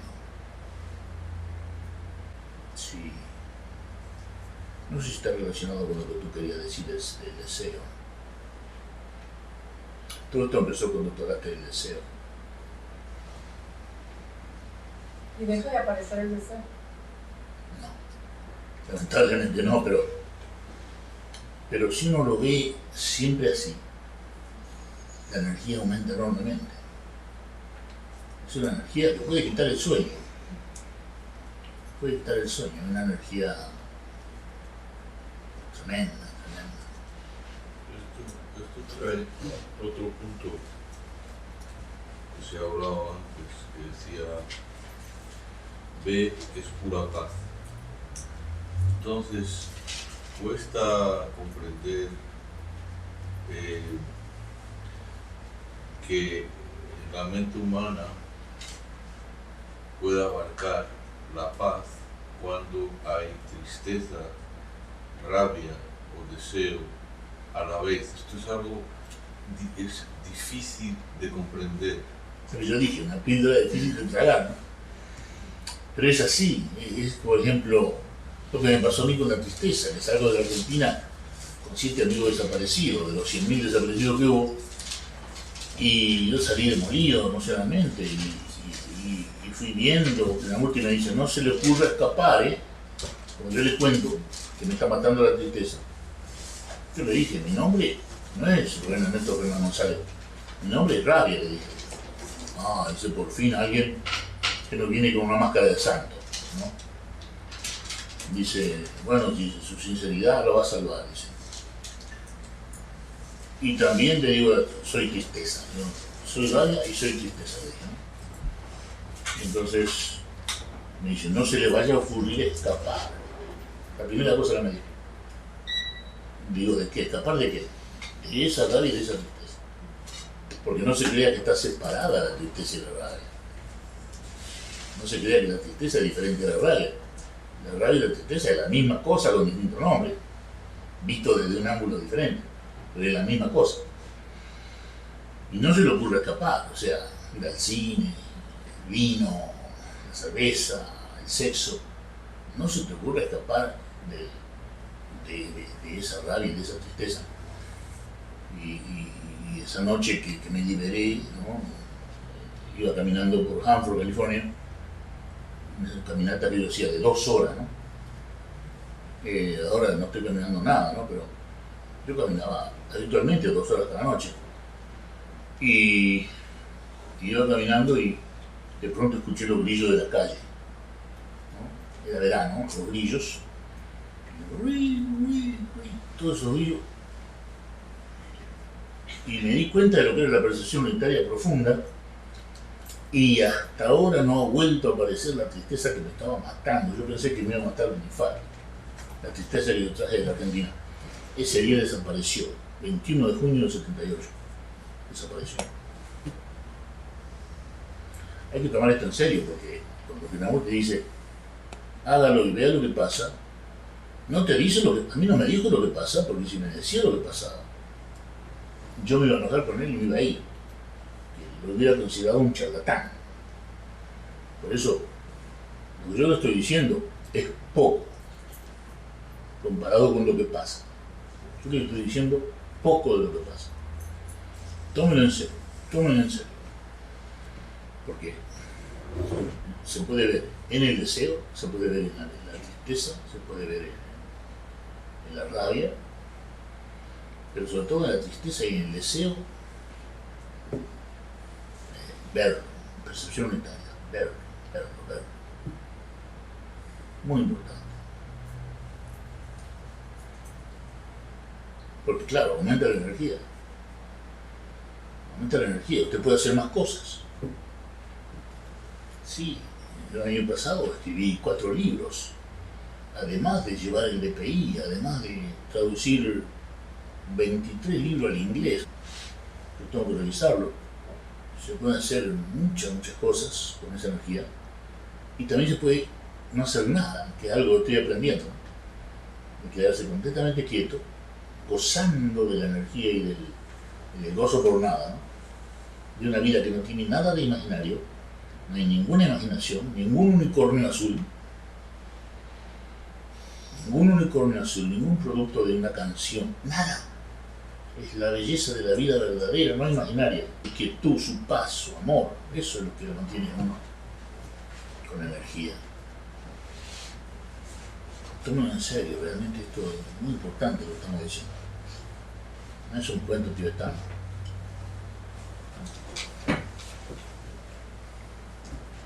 Sí, ¿alguna pregunta o comentario? Yo, él hablaba, la pregunta Sí. sí, sobre el deseo. ¿Te referías al deseo de buscar la percepción unitaria para mejorar algún trastorno, algún malestar? Sí, por ejemplo, se murió mi abuelo, ¿no? Me siento muy triste. Querer salir adelante. Ajá, y quiero que alguien me ayude a superar esa tristeza de que se murió mi abuelo, ¿no? Entonces, nos preguntábamos antier si ese deseo de resolver un problema puede transformarse en el deseo de liberarse de la Pero ansiedad. sigue habiendo deseo en ese caso, ¿no? Claro, lo que decíamos, ¿no? Sí, claro. El drama de terminar con el deseo del deseado. Sí, porque el deseo siempre es egocéntrico, pues. Siempre es egocéntrico y es en el tiempo absoluto. La cuestión nació de que evidentemente si alguien se acerca a un taller o a este diplomado es con la intención de comprender y tomarlo en serio. La cuestión está en que el que se acerca a la terapia, aunque sus beneficios sean obvios, como has explicado extraordinariamente en el caso de la pareja que se sentó aquí, ¿pueden esas personas a la vez comprender que no solamente se les está dando una terapia, sino que esta enseñanza va mucho más allá y que puedes transformar completamente su vida? Esta es la pregunta. ¿Alguien que se acerca a la terapia puede transformar su vida de la misma manera que alguien que se acerca a un diplomado? Claro, porque acá no nos engañamos. Yo le digo, vea, yo le voy a dar a usted la llave de Pedro. Eso lo aprendí en Argentina de un amigo, ¿no? Que hizo un taller en Córdoba, Argentina, conmigo. Sí, mi papá, pintor, un buen pintor cordobés y argentino, y su hijo, ¿no? Y su hijo me dice, vamos a tomar un café. Y me dice, Rubén, dice, yo creo que lo que tú dijiste, lo que vos dijiste, ¿no? en el taller, es la llave de Pedro, me dice. Y le digo yo, ¿qué es eso de la llave de Pedro? Me dice, sí, la llave de Pedro es la puerta para abrir el paraíso. Digo yo, te lo robo. No voy a decir por donde vayas. Puedes subirte un poco el micrófono, ponértelo más arriba. Más arriba. Y la llave de Pedro es, sí, yo le digo a la gente, lo que va a tener usted, la llave de Pedro, es la puerta al paraíso, en vida, en vida. Es decir, conocí un sacerdote católico muy bello, Rafael Angelizani, y él me decía, hablábamos en italiano, él me decía, tú estás hablando de la conciencia adámica. Y digo, ¿qué es eso? La conciencia adámica es la mente de Adán, que conoció el paraíso. No es como la conciencia crística, que es la conciencia del paraíso, ni es la conciencia humana, que se olvidó del paraíso. Tú estás hablando, Rubén, de la conciencia adámica, o sea, de recobrar la conciencia del paraíso, la paz, el contento por nada. Eso me lo dice el segundo, el Papa en Jerusalén, Rafael Angelizani, que dijo que mis libros estaban escritos por el Espíritu Santo, eso es el paso, la verdad se ha dicho. Y dice, estos libros no son tuyos, dice, no te creas. Como los italianos, ¿no? Que hacen broma para romper el yo, ¿no? Dice, tú me dices que estos libros son tuyos, no son tuyos, son del Espíritu Santo. No tiene nada que ver. Sí. Y después de decirme eso tan alentador, me dice, tú estás hablando de la conciencia adámica. Y cuando me explica la conciencia adámica, en la Biblia hay tres conciencias, ¿no? La crística, la adámica y la humana, ¿no? Crística conoce el paraíso.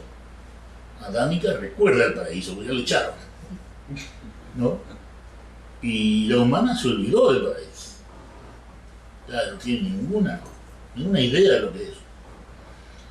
Y yo digo que la conciencia crística se le puede llamar el ámbito C, el ámbito A, la adámica el ámbito B y la humana el ámbito C. Yo creo que se replican bien, ¿no? Esa concepción que tenía Angelizani, que era sacerdote católico franciscano, jefe de esa orden que está cuidando el custodio, que está como, él era el custodio del Santo Sepulcro, ¿no? Jefe de la orden franciscana que cuida la tumba de Jesús en Jerusalén, segundo al Papa era él. Y él me dice, yo lo conocí en Venezuela, y él me dice, estás hablando de la conciencia adámica. Y Angiolini en Córdoba me dice, tú estás hablando de la llave de Pedro. Fíjate vos las comparaciones que hace la gente, ¿no? Que le estás dando la llave para que abra la puerta del paraíso. Claro, la conciencia adámica, recordar el paraíso, ¿no? Y esa es la percepción mental. Y es decir poco, porque al decir esto estamos hablando de metáforas, no estamos hablando del hecho. El hecho en sí es paz, es gozo por nada, es comunión, es poder decirle a la esposa, siento que tienes dolor en el hombro, por ejemplo, y que ella me lo confirme, ¿no? Cosas así, ¿no? La comunión que se establece, ¿no? Que tú puedas decir a una persona, siento que tú estás así, y te diga así, estoy así. Y se da una comunión y una paz, comunión, alegría por nada. Sí. Porque uno está, yo ya tengo casi 70 años y yo le digo a Cecilia, mira, estoy en la recta final. Es decir, de acá voy derechito a la muerte.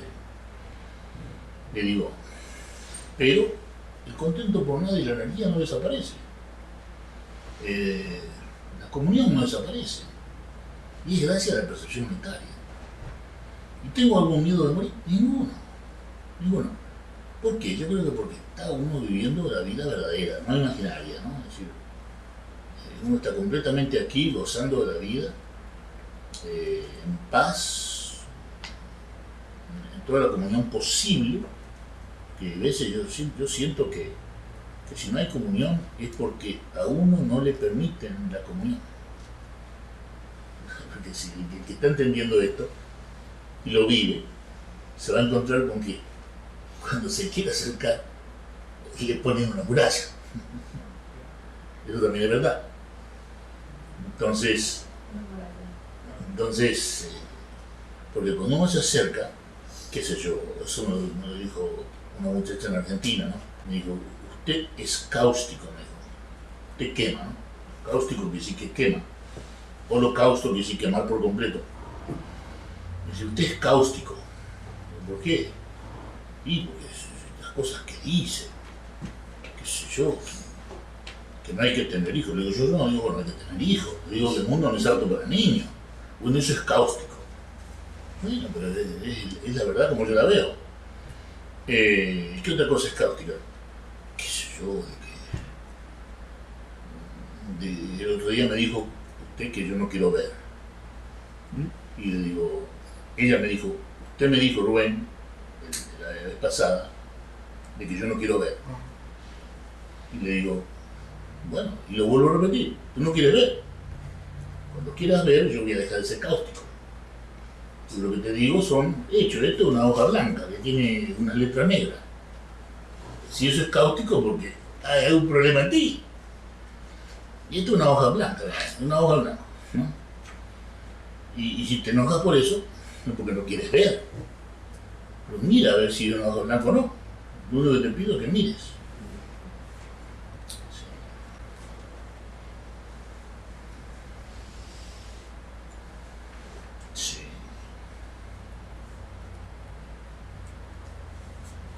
Pues yo creo que esa es precisamente la dificultad de la mayoría de las personas. Claro. ¿No quieren ver? Claro, si yo le digo, no quieres ver, lo toma ofensivamente. Y yo estaba diciendo lo que yo estaba viendo. Ella estaba discutiendo una cosa obvia, no me acuerdo qué era, ¿no? Una cosa muy obvia. Como que el mundo no es apto para niños, ¿no? Para mí es obvio. Alguien podrá diferir, pero para mí es muy obvio. Y de que hay una guerra permanente, que es un negocio maravilloso, es obvio para mí. Que hay una miseria creciente, es obvio para mí. Y que todo eso está producido por un planeamiento humano de unos pocos privilegiados, es obvio para mí. Y el que no lo quiera ver, que no lo vea. Sí. ¿Cuál es la solución? Una sola, que es obvia para mí, pero no para todo el mundo, porque hasta se enojan cuando lo digo. Hay una sola solución, que es la percepción unitaria. Dice un amigo muy querido, me dice, y bueno, y el socialismo. Digo yo, con la percepción unitaria solamente es suficiente. Porque tú ya has visto lo que ha pasado con el socialismo soviético, que lo compraron por $5 y con el socialismo aquí, con el socialismo allá, no anda porque no hay percepción unitaria. Porque siguen con la misma mentalidad de provecho, prestigio y poder personal o nacional, que es lo mismo. Entonces no puede haber ningún progreso de la humanidad si seguimos atados a esa idea partidaria, divisoria. No. No nos salvamos todos, no se salva ninguno. Sí.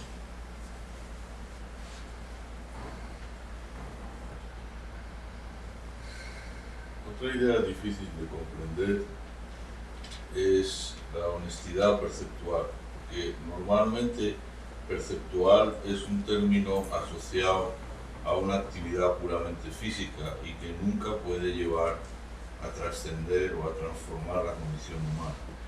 Entonces, el hablar de honestidad perceptual como la base de la honestidad es difícil de comprender. ¿Me podría explicar un poquito más?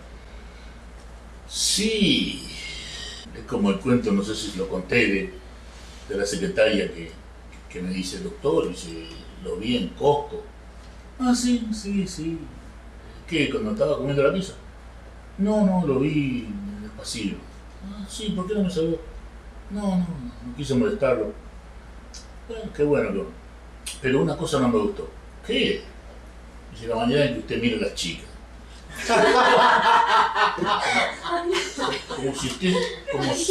Como si usted se las quisiera comer. Digo, un momentito, le digo.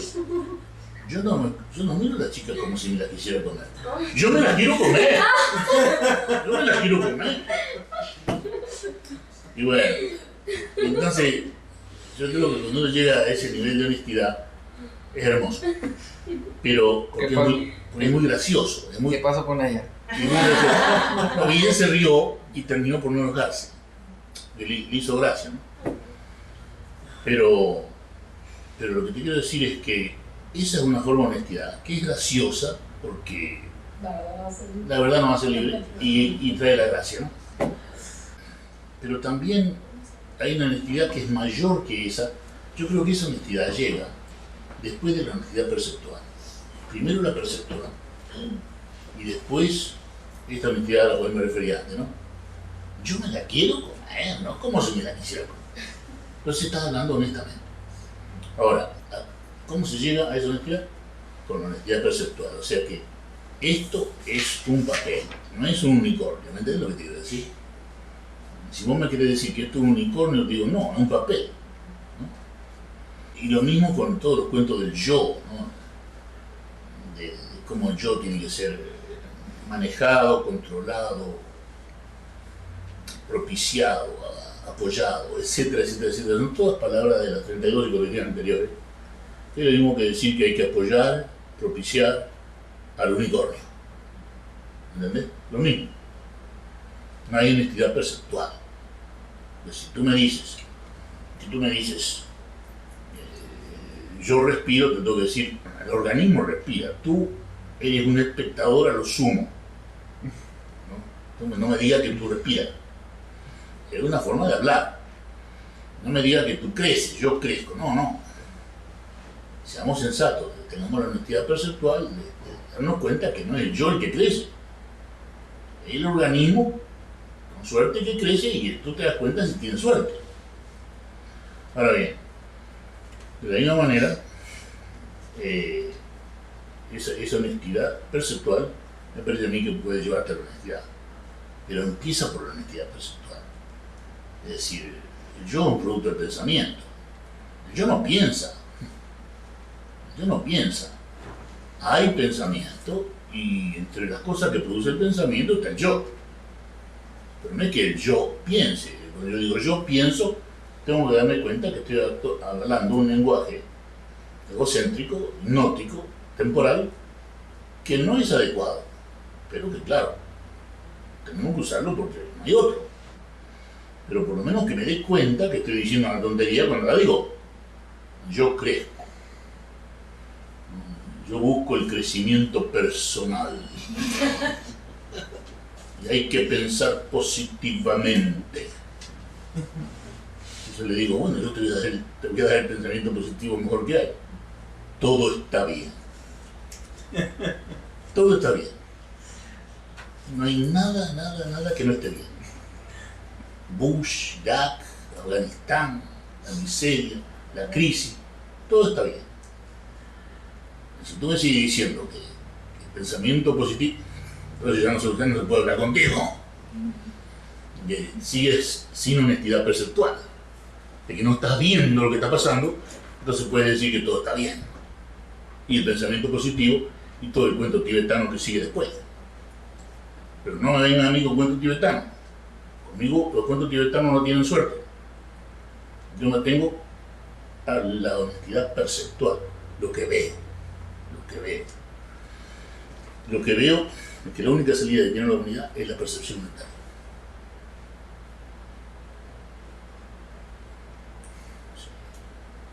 No sé si quieren hacer algún comentario de Argentina.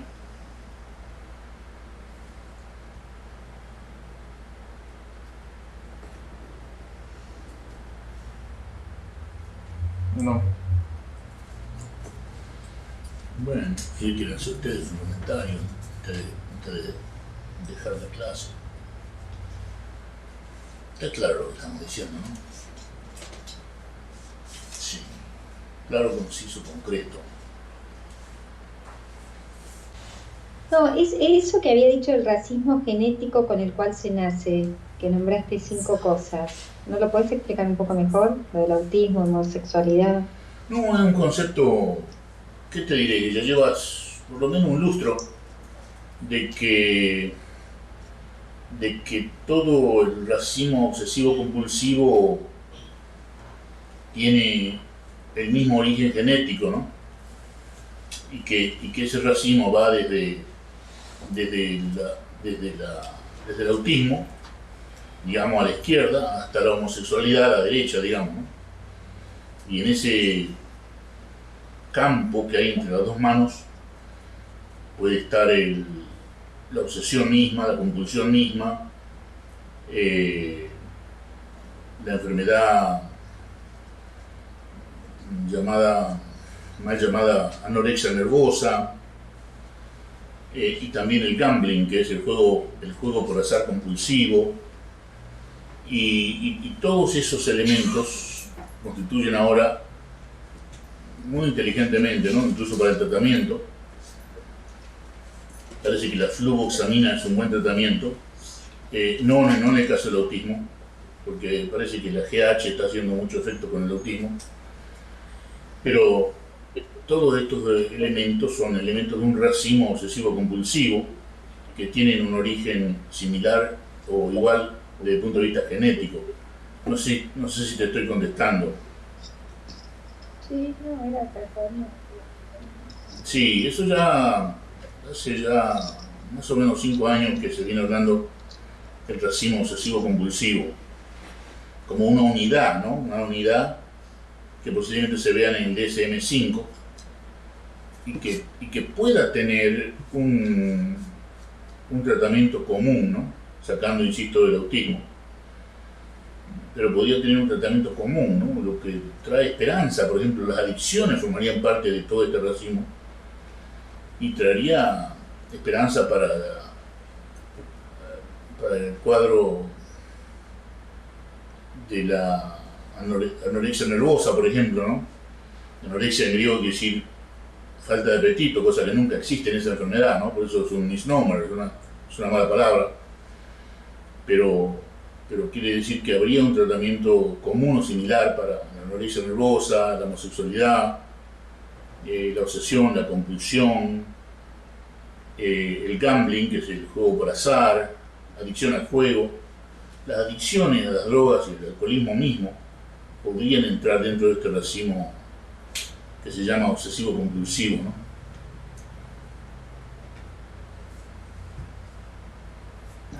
Y la cura dijiste que sería, es decir, la droga recomendada. Una medicina útil. No es una cura, sino un tratamiento, ¿verdad? Sí, el tratamiento con fluvoxamina ayuda en los casos de obsesiones y compulsiones, pero yo no he visto mejoría, por ejemplo, en casos de homosexualidad o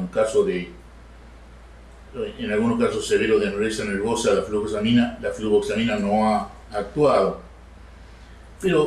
Pero quizá no sea la fluvoxamina, pero quizá surgiera un producto que encontrara el factor común de estos elementos y pudiera haber un tratamiento también común, ¿no? Es una teoría, pero lo interesante es que todas estas enfermedades que acabo de nombrar tienen algo en común, ¿no?, que se parece a la obsesión y a la compulsión.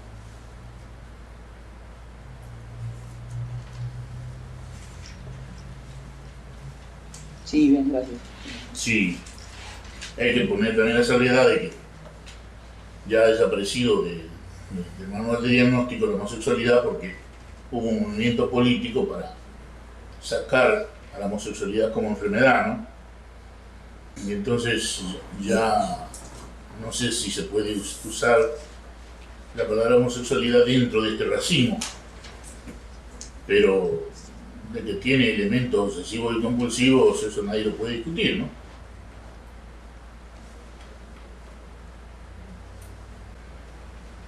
No sé si quieren que terminemos o algún comentario. Si no hay comentario o pregunta, terminamos. Entonces la tarea sería leer las introducciones. La tarea es leer la introducción de la profesión unitaria en la Universidad de Guadalajara. Vamos a hacer preguntas sobre eso para empezar.